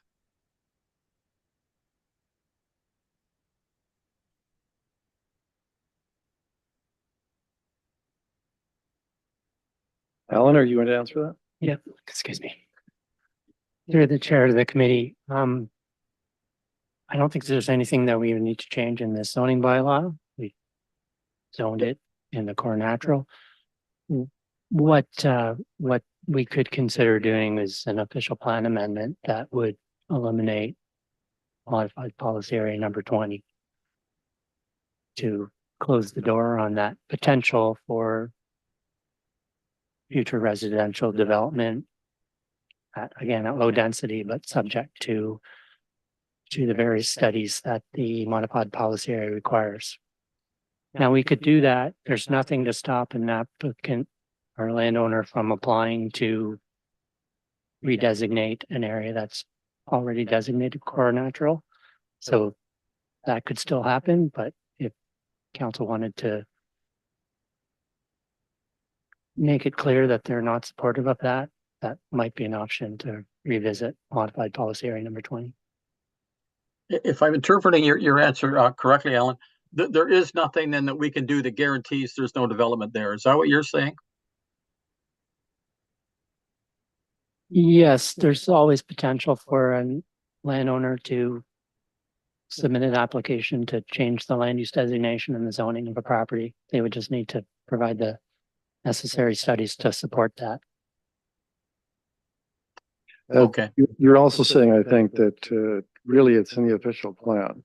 And this is not the forum to be changing the official plan. That's correct. Yeah, okay. Okay, Councillor Van Tilburg. Yes, and through you, Mayor. Well, my question is back to staff regarding the Dobney property. Because I don't believe that anything can be prevented from development after having witnessed a lot of the things that happened along Hardy Road.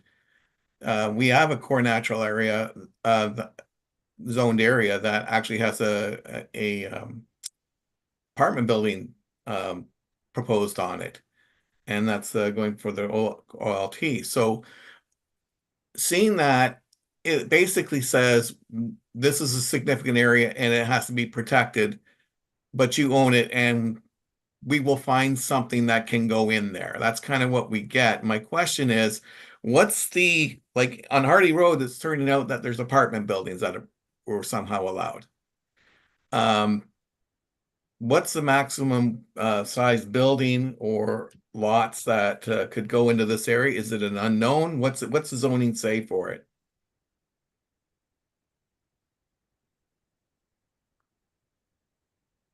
Through the chair of the committee, the zoning does not permit development.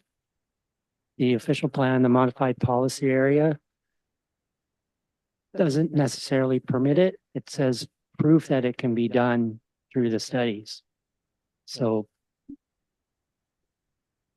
in as much as it describes any type of development that could go there, the modified policy area speaks to large lot singles and golf course as and existing uses like agriculture as being what's permitted in that area. Singles, like single family homes. Yes. And they could appeal that if they wanted to, or change that through zoning amendments. Through the chair, that'll be through their rezoning and official plan amendment application. But they would have to have evidence that they could do it, correct? I'm sorry, I didn't catch your They question. would have to have evidence that it would not, that they're not in going too far into the natural, whatever elements are considered naturally protected. Through the chair, that's correct. The And study- that's kind of how Hardy Road has worked out with a zigzag. So I'm trying to make it clear because I think like along the Liffey River, there's an area there that you just can't build on, period. It's a no-go zone. And we don't seem to have that here. But this is what we do have. And as far as I'm aware, I believe it is the strongest, but if there is something stronger, I would be happy to hear about it. Yeah, I think staff has pretty much already answered that question. It'd be an OP amendment, which you can't do in a comprehensive zoning bylaw review. But any other discussion? Councillor Secoli for the second time. Is there anyone else for the first time? Councillor Caputo. Okay, so leaving it status quo, so many hurdles that have to happen before it could ever happen, move forward with Albany Creek. Who owns the property? Can I get a staff to just refer to tell me who owns that property? To our knowledge, there is a landowners group in this area who either own it or have option to own it. So anything that could ever be done on that property would need to go through the owners having to put something in place. They'd have to bring it to planning, they'd have to bring it to zoning. It could be shot down so many different ways before it even gets anywhere. So I just don't understand why put the onus on us as a city. Let them do whatever homework they want to do on it. It still has to go through so many hoops and hurdles, and I don't think there's an individual on this panel here tonight, committee, that has any plans on ever having anything done at that area. So I don't see why we're discussing this, and just great job, team, great job. Councillor Secoli. So switching gears, I have a question regarding 10 Canning, or on the map, it's GE-30. Or in the bylaws, it's Maple Leaf. So obviously they've announced that they will there will be a point in time in the near future where they will no longer be operating there. And I asked this question, I believe, at one of our committee meetings of, is there a way to attach a provision to that property so that when it ceases to operate in its current form, that it automatically rezones to something else, like commercial? And the reason for this is that West Brant does not need any more houses, but we do need some amenities and some commercial. And I would not like to see it maintain its current form as a manufacturing plant. I would like to see that bring a little more value to the neighborhood. So can we do that?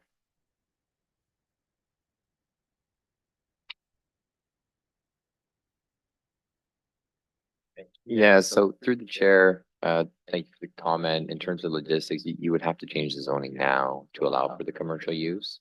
You know, for provision in regards to the future. That So would if I really be- rezone it commercial now, it can continue as it is until it ceases. Right, so it would be a legal non-conforming use if it was an industrial use in the commercial zone. We would be rezoning it through this process.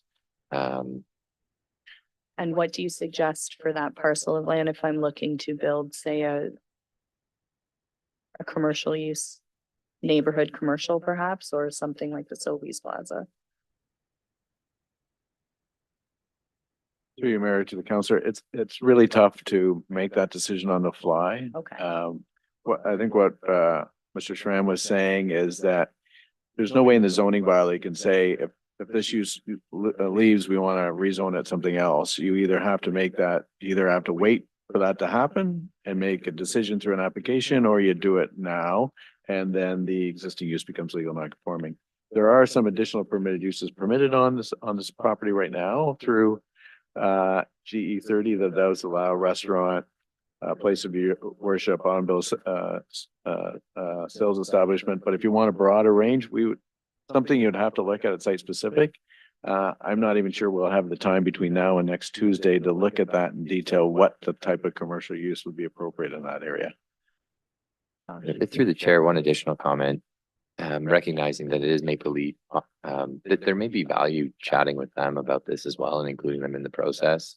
Just in terms of I know, the outlook in terms of what is the long-term function of the site, but that might also be a value to loop them in as the current landowner on this process from staff's perspective.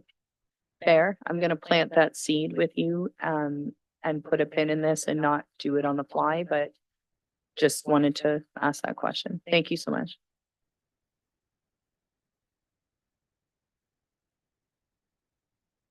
Any other discussion?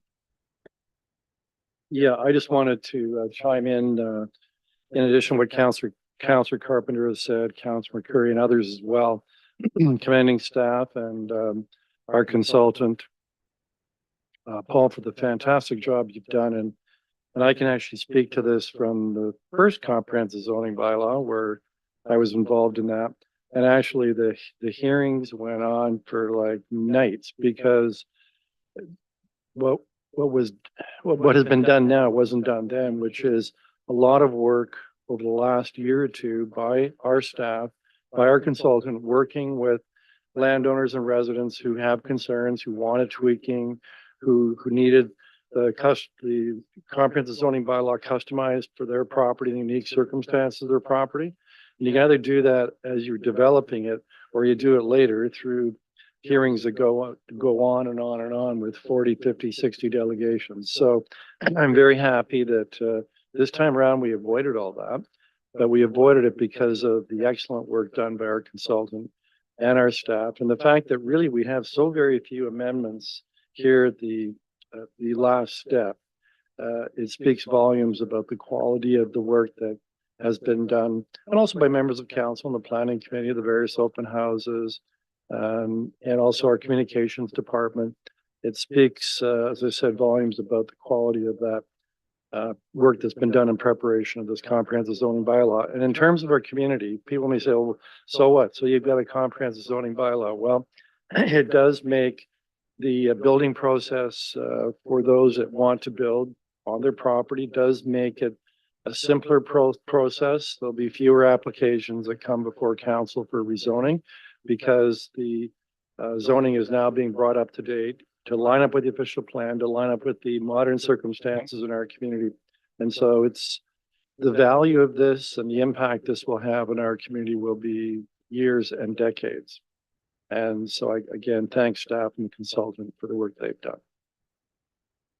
I also realize you've got a lot of work to do for next week, try and finalize this, but I think it'll all be worth it. And I'm sure we'll all be proud of what it is we approve at the council meeting next week. So, any other comments? Seeing none, I'll call the vote.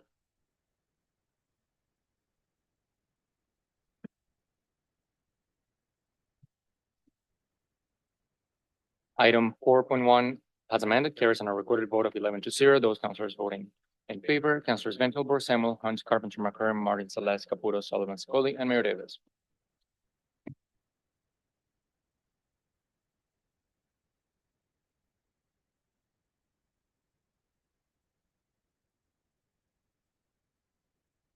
So we have no other presentations of delegations. There are no notices of motion. And that means the meeting's adjourned.